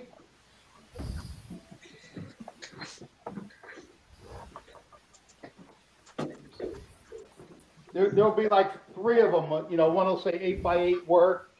I think that's the one you want. So you saw the App Store already. All right, we got the call and at the chat. Let me do it. Let me do it with 8 by 8 developer. Well, you should have one loaded in there already. Let me see. I'm trying to get my phone out. Let me see, search. You hit search and then you go 8. Let me see, by 8, search. Yeah, so, where am I going? Search back. Yeah, the one I use is 8 by 8 work. You see that one? I'm looking. Here, let me see. Bob, look at your screen. You see that, Bob? I don't see that here. You don't see 8 by 8 work, and you see the little cloud with the down arrow on my phone? No. Yeah, but that's, I'm trying to, let me see. I see 8 by 8 work. Yeah, I got 8 by 8 work. Okay, now you see the little cloud with the down arrow? Look at my phone.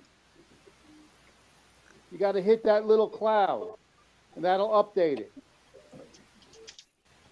Down arrow. Do you have it, does it say get, or do you have a cloud with a down arrow? It says get. Oh, well, then get it. Then, yeah, download it. Yeah, but then I gotta have my wife's password. I don't know what that is. Do you have, does any of the 8 by 8 meetings have a cloud with the down arrow? Hold on. You know, some say get. You should see 3 8 by 8s. Yeah. None of them have a down arrow. They all say get? Yeah. Oh, okay. Oh well, no big deal. Yeah. Yeah, for a password, just try ABC123. What's that? Is your wife home, Bob? Yeah, she's in bed. Oh. That's all right. I'm on here now. Don't worry about it. So here in the chat box, Brent Williams says, "Hi guys." Hey Brent. Hey Brent. Hey Brent. Hi Brent. Is the guy from Scotland gone? Hey, he missed the presentation because he's the one who asked me about the flexibility of the hinges. Yeah. Hey Bob, I got a question for you. Yeah. Why did you put the water in the what was that, in epoxy before you spreaded it on? What's that? When you were sheeting the wing. Yeah. Was that water that you put in the epoxy? No, what I do is I measure out in a little mixing cup. I use water and then I put it into another mixing cup and I put a mark on the side of the cup and then I just get 2 equal amounts of epoxy that way. I pour out the water and dry the cup. I just put marks on the cup where I want to pour the epoxy up to. Okay, so you're just using that as a guide. There's no water in the epoxy. Okay, I was going to say, what's that? I thought you were mixing water in the epoxy from that. No. I was watching on YouTube. No. Hey guys, cool. I have an update for you. And actually a little fine tuning.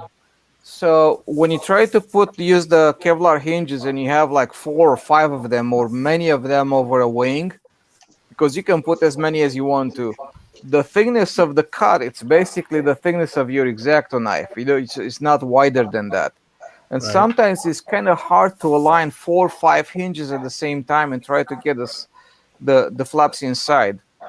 And what I've done is, and I just tested now, I took 2 pieces of paper and you insert them inside the slot, right, where the hinge is gonna go, like that. And if I can get it in, it's gonna go inside today. Give me a second. Use that as a guide and put the Teflon in between it. Exactly. So I'm putting the paper in there like that, and I just actually have 2 of them in there, and I just split them up like that. So now as you come with the flaps, it's gonna work as a guide, and the Kevlar is gonna fit in between them. And after that, you just pull them out. And now you have the Kevlar in there. So if you have many Kevlar pieces like this, it kind of works out fine. That's what I just did here. See that? Yeah. And once you're done with them, you don't need them no more. Just pull them out. Interesting. Okay. It's gonna make your life a lot easier. Yeah. Because if the Kevlar is not perfectly flat, it's a little bit like this or a little bit like that, or just has a little bit of waviness into it. When you try to go in the flat and just try to hit a paper with another piece of paper, basically, a paper thin slot with another paper thin stuff over there, it's kind of tough to hit it perfectly. And I just did this, and hey, it works great. What can I say? I'll take it. Fantastic. Sounds good to me. And you see, I have them on both sides. Anyways. All right. Very good.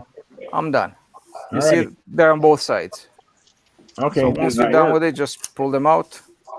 Pull the other side up. Very good. And that's it. Now it's ready for glue. I have something to show Bob. If you can hear me. Yeah. Is it you, Howard? Yeah. Here on the here's the Bob Hunt glue gun with a 3. With the what? That's the thing. A monojet. Here's some official Bob Hunt model airplane glue. My image is backwards. I don't know if yours is. But Bob told me this is great stuff. This is better than Ambroid. And last week when I talked to him, he doesn't remember it at all. So this is stuff he told me a couple years ago. It's great. You got that from what? Available now on Amazon. When he told me about it before, you couldn't find it in this country. You got that from Robbie, not Bob. I did. Yeah, Robbie's the one that uses that. Even more credible. So your son's incredible, huh, Bob? That's good. While I'm on Boy, there, come I'll on show here you for a little something fun and else fellowship. And what do you get? Made fun of and talked that down to. doesn't work. Here's a 3D printed canopy. All right. Wow, very nice. It's no You good. did It's it. heavy, but it fits. Very nice. No, it's not. Actually, it's cracked and heavy and ugly, but it fits. Doesn't look like it fits. It used to fit.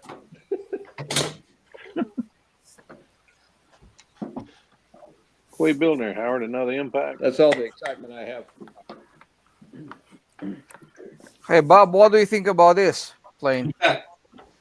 Thank you, Howard. What's that? What do you think about this plane here? RD1? Or is that a Prowler or an RD1? Prowler. Prowler, yeah. Prowler. Electrified. Yeah. Only way to go. I just put this hinge in here.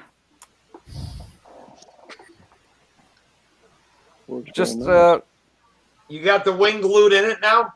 no, I didn't. Oh. I'm just getting ready for it. I mean, this flaps is installed, but it's not glued in yet. So, Oh, okay. but if you remember, like last time that I put the horizontal in there, Look how loose Yeah. it is. That is loose. Yeah, I'm just Pretty shaking it a loose. little bit. that's pretty loose. Yeah. Okay. I That's got a a good profile looking to plane. show you. You have a profile to show us, Howard? I got a profile to show you. All righty. Hey, I know that airplane. Oh, yeah. I was there when you got that, Yeah. Howard. I was there at Golden State. So does Bob. That's a I was great there when airplane. that one was built. Is that the airplane, Howard? Is that That's the airplane. That's the airplane? Yeah. That's a great Is that plane. Gordon's? Yes, Is that it Gordon's is. plane? Yep. Yeah. I remember seeing pictures of that in the magazine with the two of them together, y'all flying them together. Yep. Yeah, I flew that at DST one year after the contest. What a great airplane.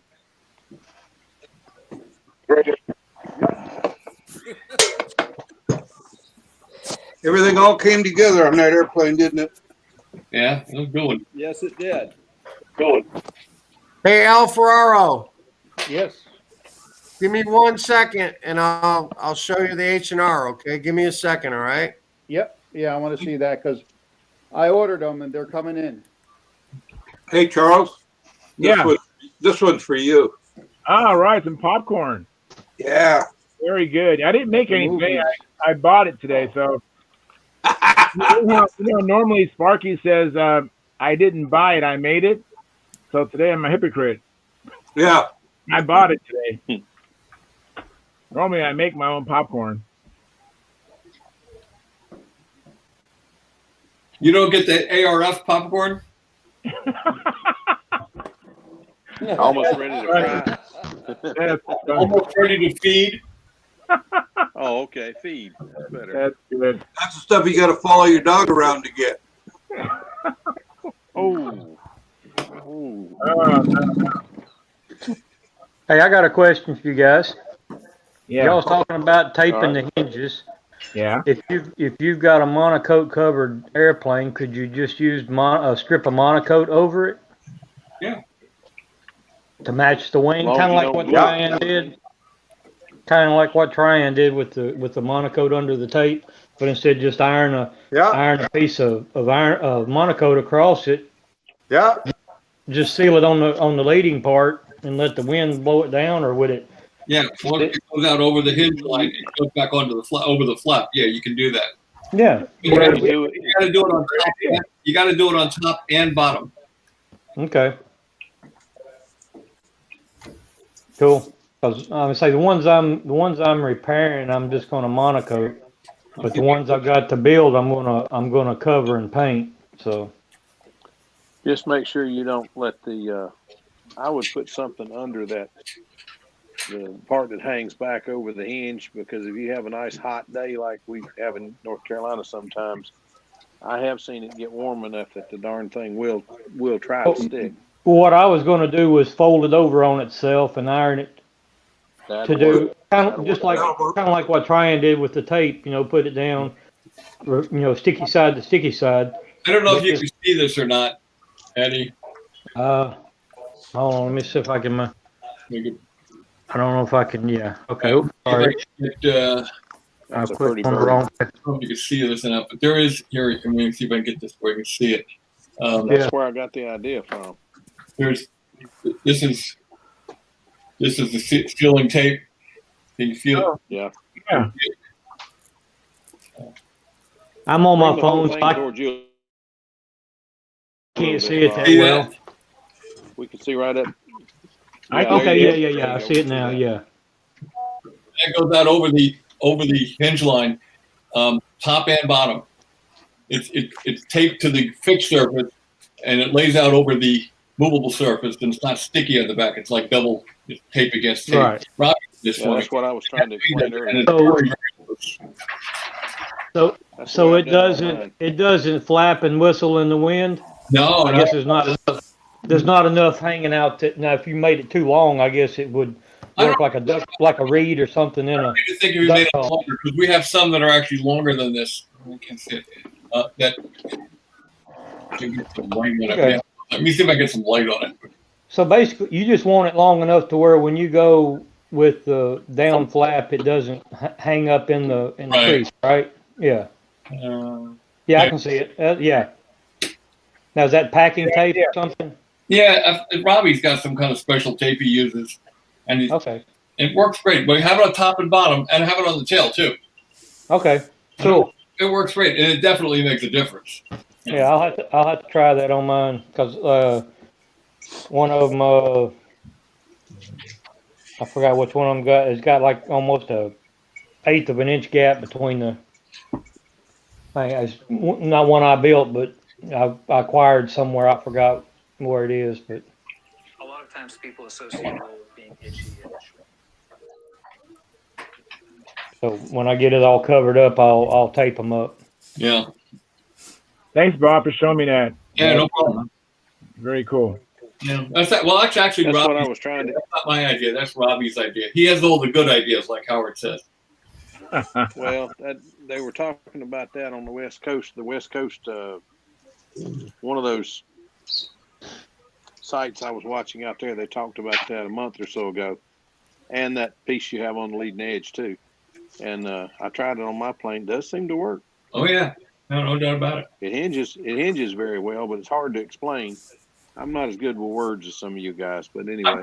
I'm just wondering if you do that really neatly, like we did this one. I think pretty neat. You almost can't see it. You have to look at it from, you couldn't see it from a certain angle. I'm wondering, at appearance point judging, if they'll take that in consideration and say, well, that's part of the trim of the airplane. If it's done neatly, if they won't take off points for that, because they don't seem to take off points for the little vortex generators, and they're like little doodads sticking all over the wing. And they ugly as sin.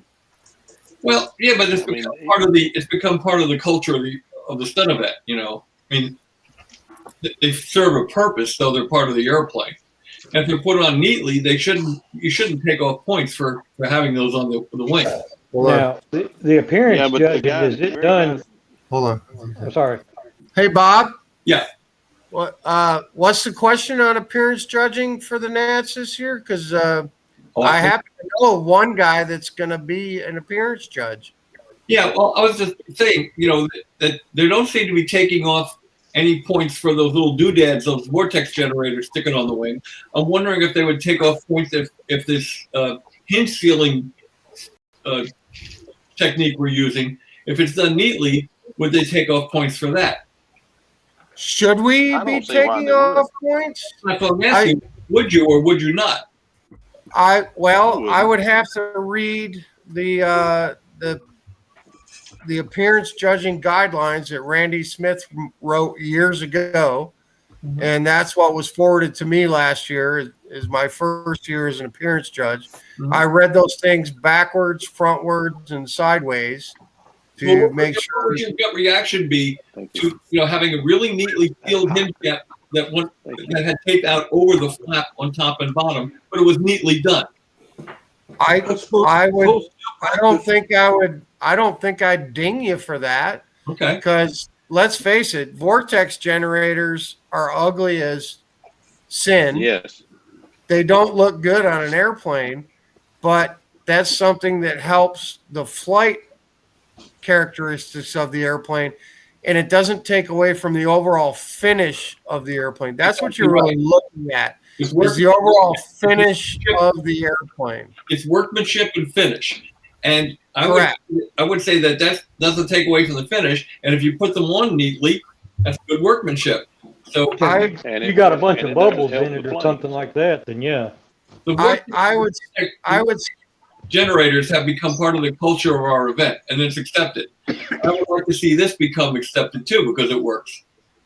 I would say if they're clean and they look okay, but I would look at the underlying finish of the airplane first, and anything that is added to it to enhance aerodynamics and to make the airplane fly better, even though it doesn't look aesthetically pleasing, I wouldn't ding someone for that. Right, as long as it's done good workmanship. Correct. Right. Vortex generators look like crap on airplanes. They do. Me. They don't look right. they're big plastic 3D molded hunks of nylon put in a willy-nilly way all across the plane. Well, there's an old saying, pretty is as pretty does. Yeah. Yeah. I wouldn't worry about But it, you- Bob. I think you're going to be okay. Hey, Bob, if you're really worried about it this year at the Nats, bring some really light balsa wood. I heard the judges are going to be doing a lot of building. You know, the problem is all that light balsa wood is what Robbie calls his inheritance. Oh, okay. Yeah.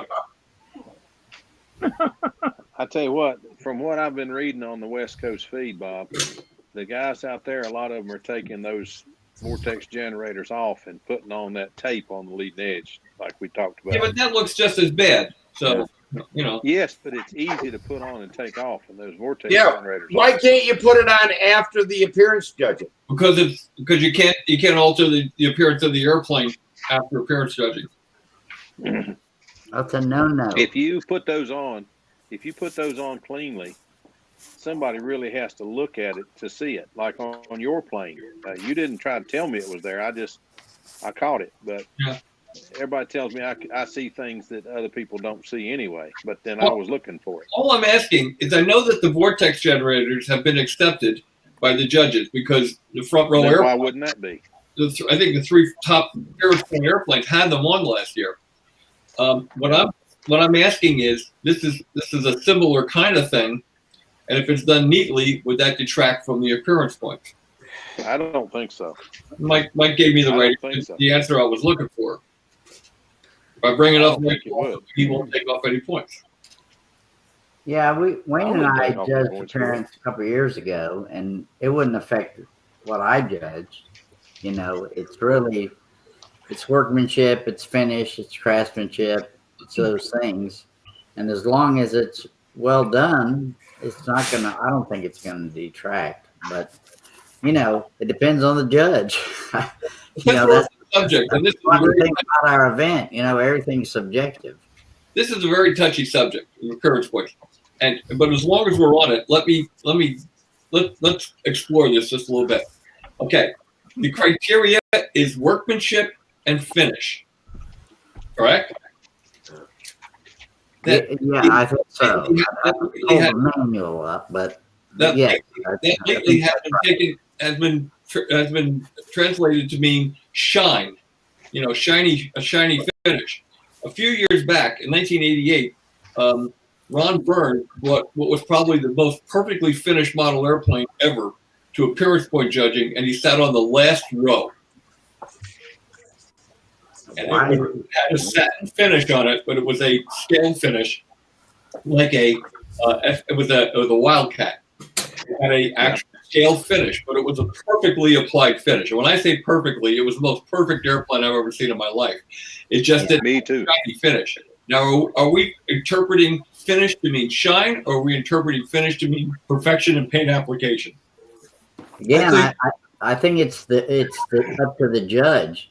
Now, I can tell you that the reason this plane is purple is because I ran it about 4 years at the Nats. All right, and I was getting 18s, and then it went to 17, and then it finally went to 16 with the runway rash. And the last year I flew it in its original paint scheme, it got a 14. And it's a beautifully finished airplane. And yeah, it's got a little runway rash, but it's not a 14. You know, the craftsmanship is really good. So I said, well, all these guys care about is the shine, you know?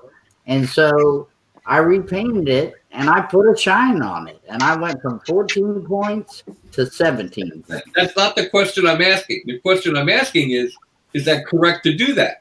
Should the judges be looking at finish as interpreted as shine or as finish? You could put a perfect finish on that's absolutely dull and still a perfect finish. It's just not shiny. We've interpreted finish to mean shine, and my contention is it should be about the craftsmanship of the finish as well. I mean, if it's a dull airplane like a scale airplane, they're not shiny. They were dull in many cases. Yeah, So if a guy did a perfectly finished dull finish, why should he get dinged on finish? Well, It should not be. What's the two criterias? Workmanship and finish. Well, it's like, once you put paint on something, you can't see workmanship either. A lot of the time. The thing is, what Mike Burns' airplane was a semi-scale, almost scale F4F Hellcat. Not Hellcat. What was it? It was a Wildcat. Wildcat. Wildcat. And so if you look at that to be truthful, the judges should have said, okay, this is a model of an aircraft that was not a polished, shiny finish. This has a correct period scale finish on it, which it did. Yes. So it should have been judged that way. Its finish should have been judged as how close to scale is that finish. No. Yeah. No, not scale. There's no consideration for scale in any of this. We got away from realism years ago. This is workmanship and finish. But Bob, it takes a lot of finish to come up with a finish that matches that airplane, which again is a scale presentation or semi-scale presentation of that Wildcat. I understand what you're saying, John, but look at it from another perspective. Suppose you came out with a impact and it had a perfectly applied flat finish. What would you do with that? Well, first off, is an impact a real airplane? No. They're all real airplanes. Is it a real airplane, a model of an existing flyable airplane? That's not in the criteria for judging anywhere. Well, I would think it should be, Bob, because you're dealing with, if you're trying to create a representation of the real aircraft being modeled. That's not in the rules. That's not in the criteria for judging. The criteria for judging is perfection of paint application and perfection of building, workmanship and finish. So if someone comes out, and listen to what I'm saying, if someone comes out with a perfectly applied flat finish on a impact, would you say that that's a good finish? Well, I would. There you go. You just take Wendy Ornowski, for example. What was it, his B-25 bomber that he built? Mm-hmm. That was a scale. That's basically as closest to a scale airplane as you can get. And he was the only reason he was in the first row is basically because he had a very, very shiny B-25. Let's take the scale component out of it just for a minute, okay? It was the shininess. I think everybody's missing my point. If someone applies a flat finish that's perfectly applied onto a nobler, and it sits next to another nobler that has a perfectly applied shiny finish, why should one get more points than the other? I agree. Well, I agree. They're going to say you put more work into the shiny finish. Where is the criteria for that? Where's the proof of that? You put on a perfectly applied flat finish, it's just as hard as putting on a shiny finish. Well, Bob, that's like I said, though, you can't see workmanship either. You could have big gaps between balsa and filled and sanded. And once you cover it and paint it, you can't see what a shitty builder you are. Well, craftsmanship is out of the way, too. There's other things. Only looking for a shiny finish. Okay, well, I happen to agree with what you just said there. They're only looking for a shiny finish, but that's not what they should be looking for. You're looking for a perfectly applied finish and a perfectly built airplane. Right. No matter what the characteristic of the gloss is, whether it's no gloss or high gloss, it takes just as much work to put on a perfect finish, whether it's high gloss or flat. Yep, it does. So we have a discrepancy here. We need to have the judges understand that a perfectly applied flat finish should be worth just as much as a perfectly applied shiny finish. Right. It should be imperfections in the finish. There you go. Totally agree. And it should not be up to the judges to figure out what they're supposed to do. It should be, like you said, should be in the rules. Mm-hmm. You know. Now let's take it one step further. You have an airplane out there that's a shiny red airplane, and there's no trim on it whatsoever, but it's perfectly applied and it's perfectly built. Should that airplane get 20 points? It should if that's the way you built it, but it won't. That's the point I'm making. Is it's not about the amount of work that's done on the finish. It's about the quality of the finish. There's nowhere in there that says more work, cockpit detail or whatever should give you more points. It's about perfection of paint application and perfection of building. Well, I can see the cockpit as craftsmanship. Yes, but if you don't have it in there, is it lack of craftsmanship? It'd have to be if they give you points for it. Well, where is that written? Yeah, it's not. That's what I said. They should get rid of the BOM, and all the stuff goes away. Don't get that started here. You're going to get a real pain in your hands. Bob, isn't a lot of this based on goes back to when you got 40 points for appearance? Yeah, we had realism based on what, 4 criteria? Same thing. You had realism and you had originality at the same time. So if you built a perfectly scale airplane, is it original? No. And by the same token, if you built a really original airplane that doesn't look like a scale airplane, is it realistic? Well, they had realism, they had scale, they had workmanship, and they had one other, if I remember correctly. There's 4 criteria you were just on. Workmanship, finish, realism, and originality. Yeah. So breaking it down that way, when you went to the 20 point, they kind of morphed a bunch of that together. What should they have? I don't think so. I don't think they should have gone away from the 40 points. I think they should have left it as it was. Okay, well, that's your opinion. You're entitled to it. I think they should get rid of it altogether. But because, well, either that, one or the other. Yeah, I'll agree with that. But they're not going to, and I'm not going to fight that fight anymore. Yeah, I understand that. What I am going to put it forward is the example of Ron Byrne with that FM2 Wildcat or F4F Wildcat, whichever one it was. F4F. One was made by Grumman, and one was licensed built by Eastern Aircraft. The FM2 was licensed built. So I'm not sure which one it was, but it may have been an F4. But at any rate, it's an F4-3, I think it was. But at any rate, the airplane was the most perfectly built and finished airplane I have ever seen in my entire life. Yes. And he sat on the last row in finishing because it had a dull finish. And the judge picked it up and walked right to the back of the room and set it down. He said, "This has no finish on it." Bob, I seem to remember that being told at one time, and I don't know how true this is, but that they were not supposed to consider hanger rash. So, That I don't know. You'd have to ask Mike about that. Well, okay, here's my question: is the competitions are a flying competition, right? So what does it matter what the plane looks like if you come out there with a 2x4 and a sheet of plywood and you fly your ass off? Then I mean, the points shouldn't be. That's what it should be. That's not how our rules are written. Right, right. So, you I mean, if you're going to a driving competition and your car looks like shit, but you drive your ass off, then you win.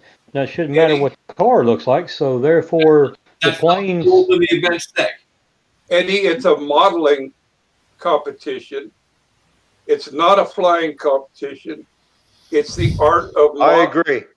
Okay, I agree. I'm just curious. I'm just like I said. That's my question. I didn't know. I mean, so well, no problem. In FAI, there are no appearance points. You can buy and fly an airplane there. Okay, Eddie, in the AMA Nationals, you get 0 to 20 points, and those get added to your flight score. So that's why. Yeah, I know that. Yeah, I was just curious. I'll give you my opinion on your initial question here as a relative newbie to it all. Yeah, is that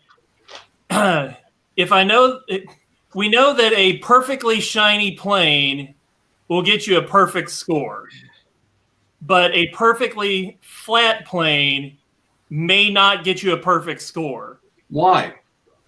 I understand your rationale, but as I'm a guy going in just thinking practicality, if they're looking for a shiny plane and that could get a perfect score, and they're not looking for a flat plane that could get a perfect score, if they're thinking my way, I'm going to go shiny plane. I'm going to give them what they want. Now, I know that gets away from originality, creativity, things like that. But as I'm thinking these things out, if I want the most points, I know that the perfect finish on a perfectly shiny plane is going to give them what they want. So I'm going to give them what they want. Well, again, I understand that. What I'm saying is, should it be that way? No, I agree with you. In a perfect world, but I'm not going to be able to have that argument with them, or at least my thought is I'm not going to be able to convince people who think it's a certain way, go this creative way. Everybody here will tell you I've always been a Don Quixote. You know, I've got clocked by a number of windmills over my life, and I never got Dulcinea either. But some literature fans here. I've read it, but I'm always trying to fight for the letter of the law rather than what people have morphed it to being. Yeah, you're correctly right with your thinking. The problem is that can you have that battle at that moment? Are you going to convince a judge? Are you going to have this or that? Frankly, again, as a newbie, and I've never done nationals and done this, I just give them what they want if I'm aiming for all the points. Now, if I'm trying to break a trend, I might give something else that knowingly may not get scored right. Well, yeah. And this, listen, I'm going to make my airplane as shiny as I can possibly make it. Yeah. That's not the point, though. What I'm saying is guys like Ron Bird, who came out there and presented what was perhaps the best model airplane ever presented at a nationals, and he was unilaterally taken to the back of the room and sat down on the last row, and they never looked at the airplane again. If I were doing the appearance point judging, I probably would have looked at that airplane for 2 seconds and put it in the front row. Neither one of those is probably a correct response. What you should do is look at the whole airplane and judge it accordingly. Well, that's why when you're making up rules, you should always have a letter of intent. Right. I mean, that's when we did contracts for the union. I always wrote the letter of intent, and then okayed it with their lawyer, our lawyer. The company would come in, and they say, "Okay, this is what this rule means. This is what we're trying to achieve." Yeah. So you can't read, and it can't morph into something different 5 years later. Right. You know. Well, let's ask Mike. Mike, you're a nationals judge. 2 airplanes come back to back. They're equally built, perfection built in building. Okay. And one has an incredibly beautiful shiny finish, and one has a perfectly applied satin finish. Which one do you give more points to? Oh man, Bob, you're really putting me on the you're hurting me here because I only did appearance judging last year for the first time. Okay. That was 2019 or 2020 was my first year. Okay. And I will be doing it again this year. But I read Randy's stuff back to back to back. Dave sent it to me and he said you should really familiarize yourself with that.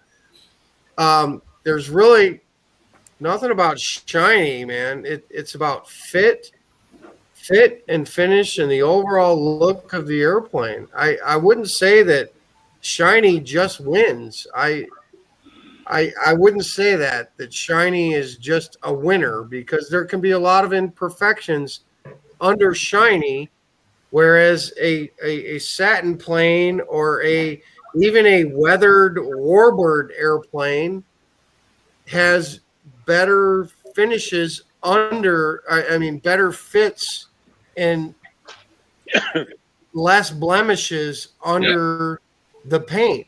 Shiny doesn't mean anyone can polish a turd, man. Yeah.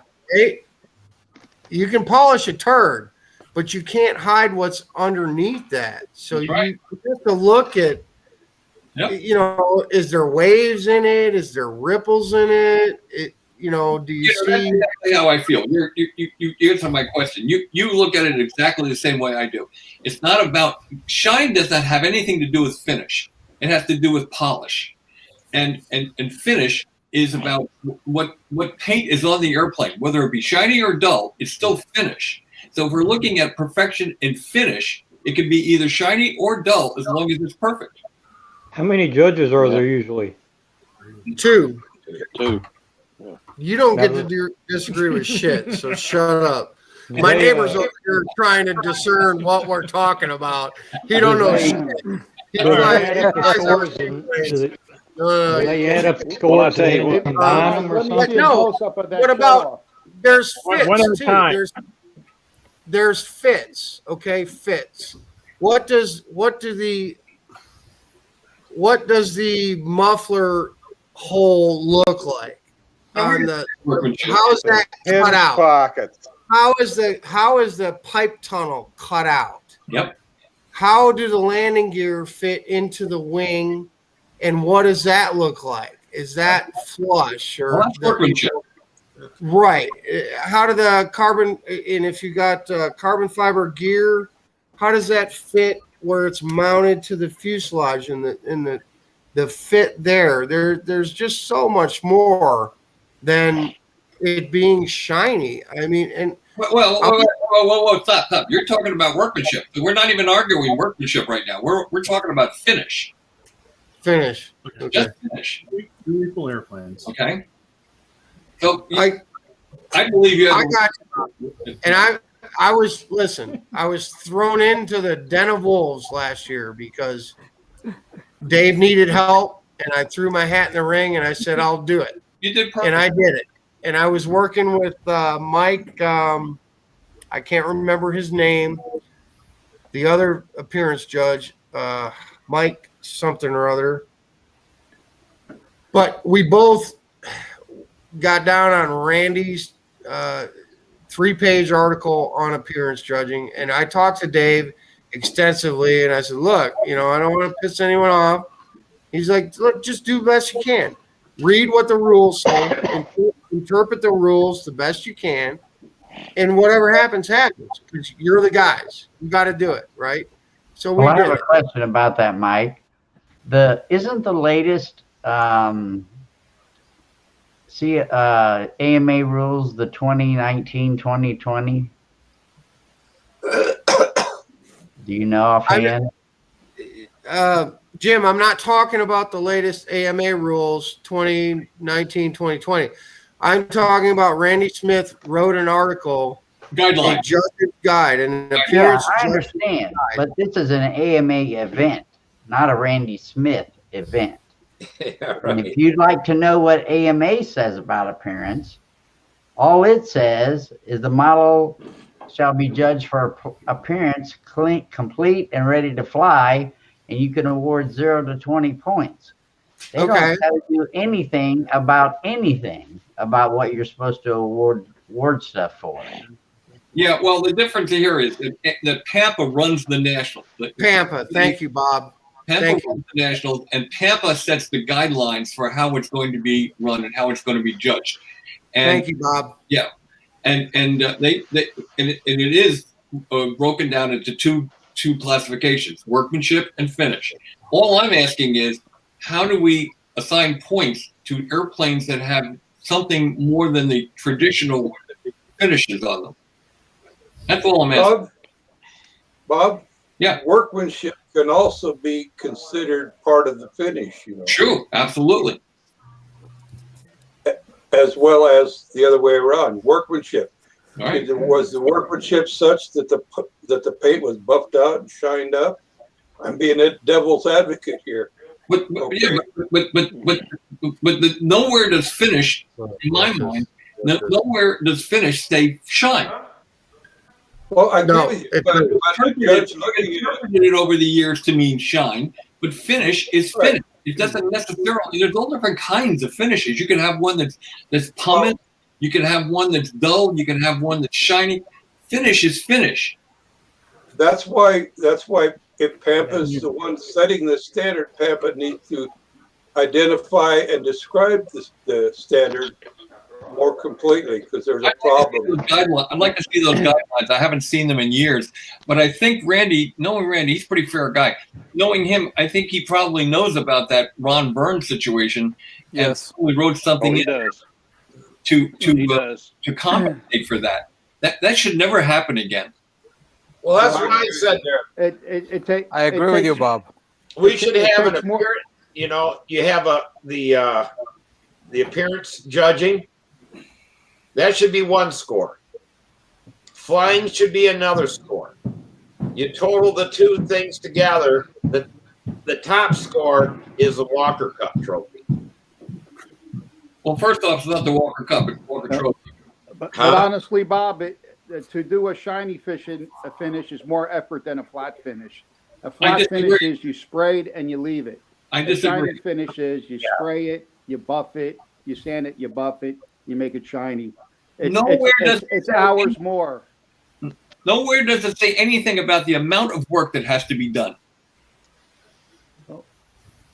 It's not about the amount of work, and I disagree that a flat finish is less work than a shiny finish.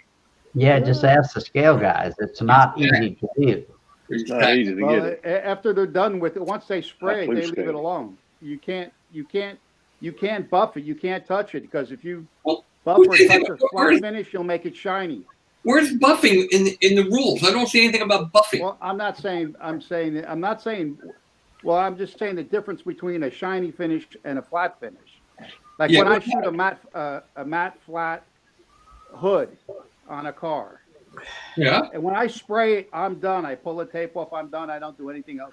But if you've done it perfectly, why is that worth any less points than one that's done shiny perfectly? No, when you're done with shiny, you have to, put work to it. You got to. There's nothing in there about the amount of work. It's not about the amount of work. It's how perfect the work that's done is done.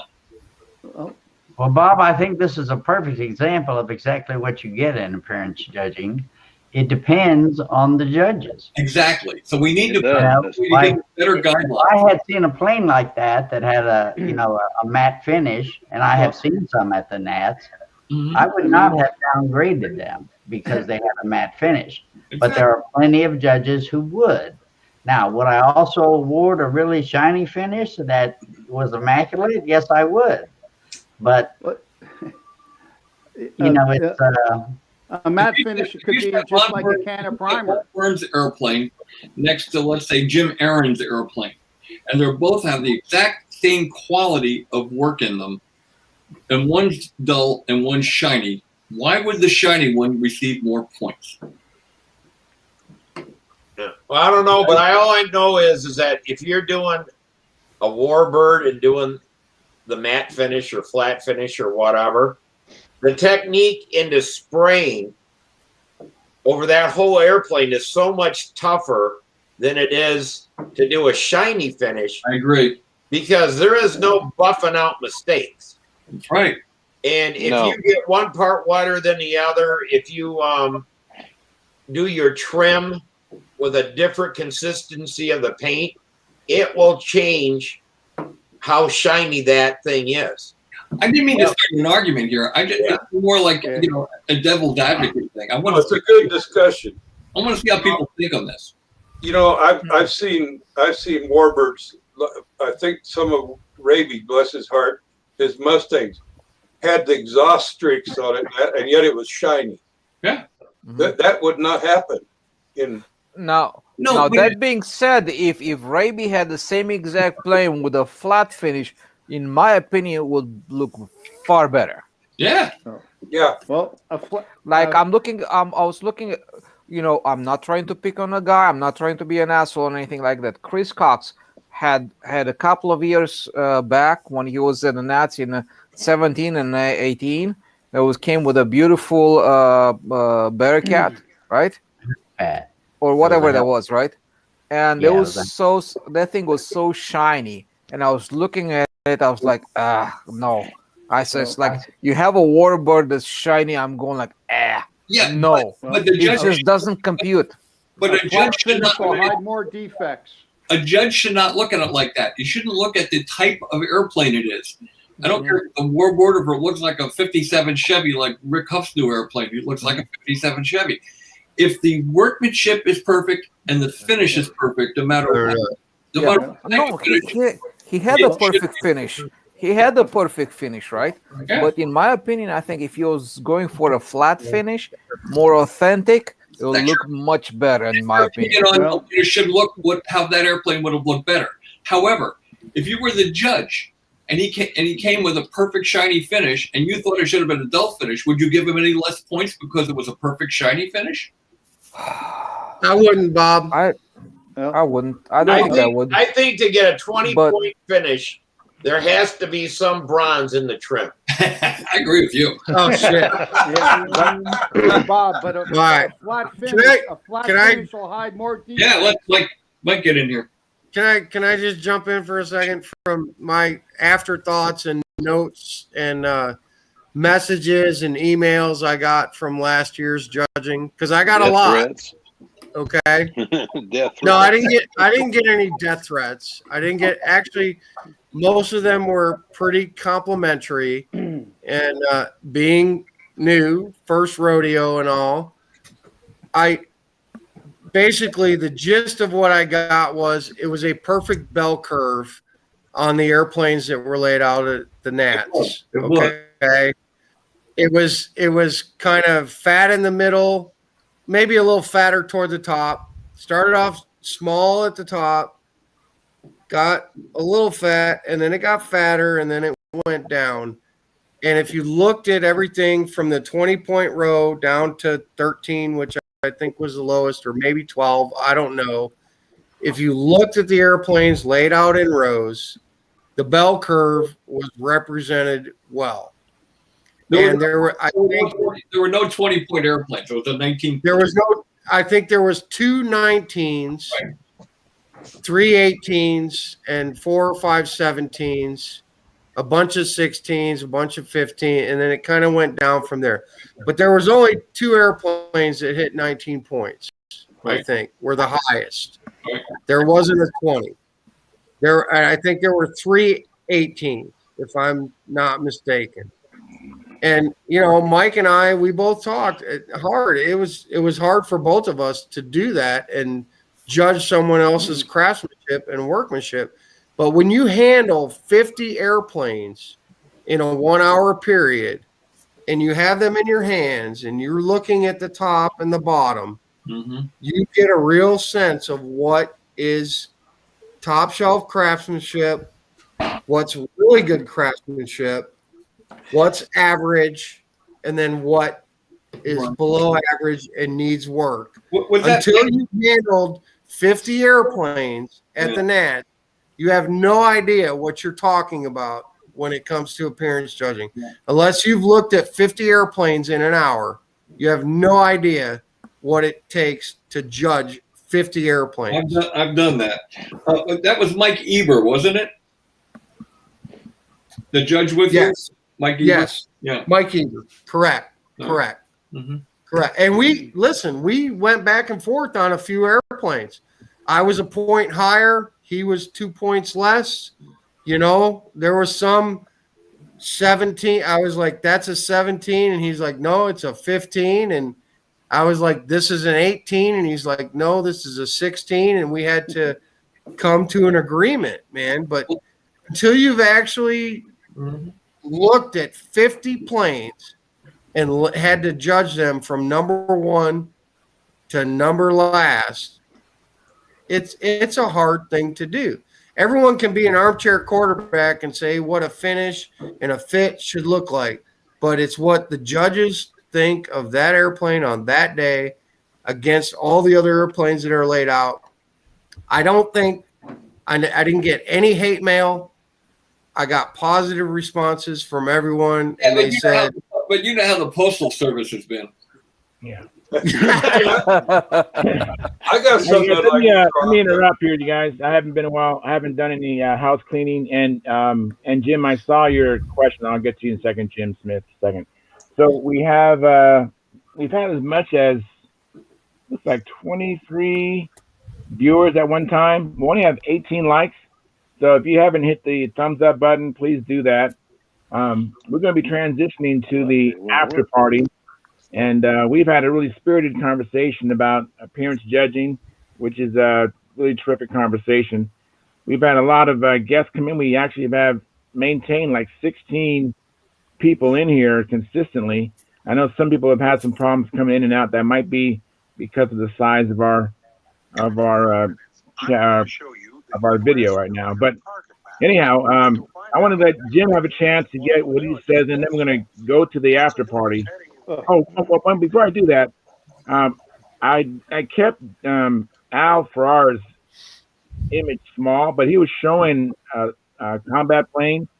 I don't know if that's a film or a paint, but it's really shiny. And I want to make it big, but when I make it big, it kind of cuts out the conversations. I didn't want to cut anybody off, but I want to now look at Al's combat plane for us all to look at. Al, go ahead and show what you was trying to show us earlier. Is that a paint job or is that film? What is that? This is silk. Paint job. That's silk? This is silk. That's beautiful.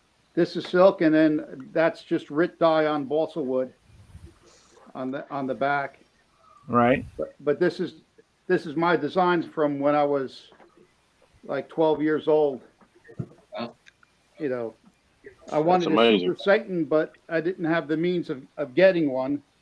So, you know, I made my version of it. Charles, can I make it big?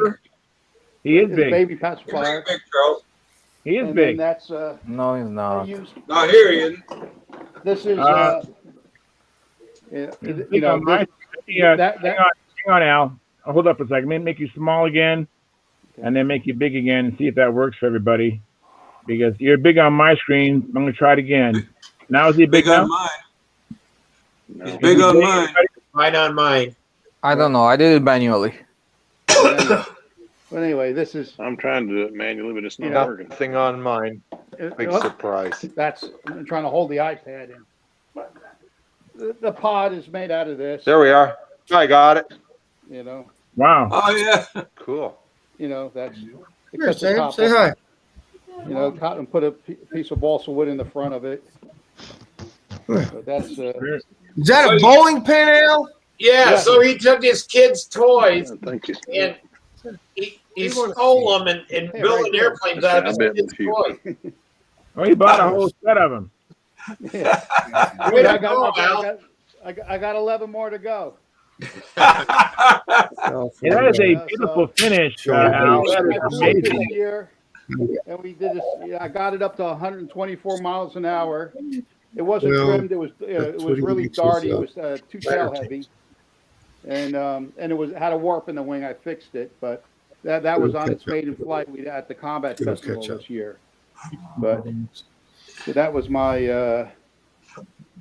This is my, you know. So I rebuilt my childhood plane. Jim Vergani framed it out for me, and then I silked it. That's cool. Yeah, I was going to say, that looks pretty good for 1967. I got the original one. Al, you froze up, man. I froze up? No, he's fine. No, not for me.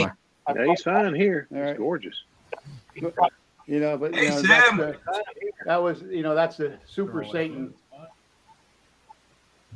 Very nice. But that's it is nice. That was my killer up there too?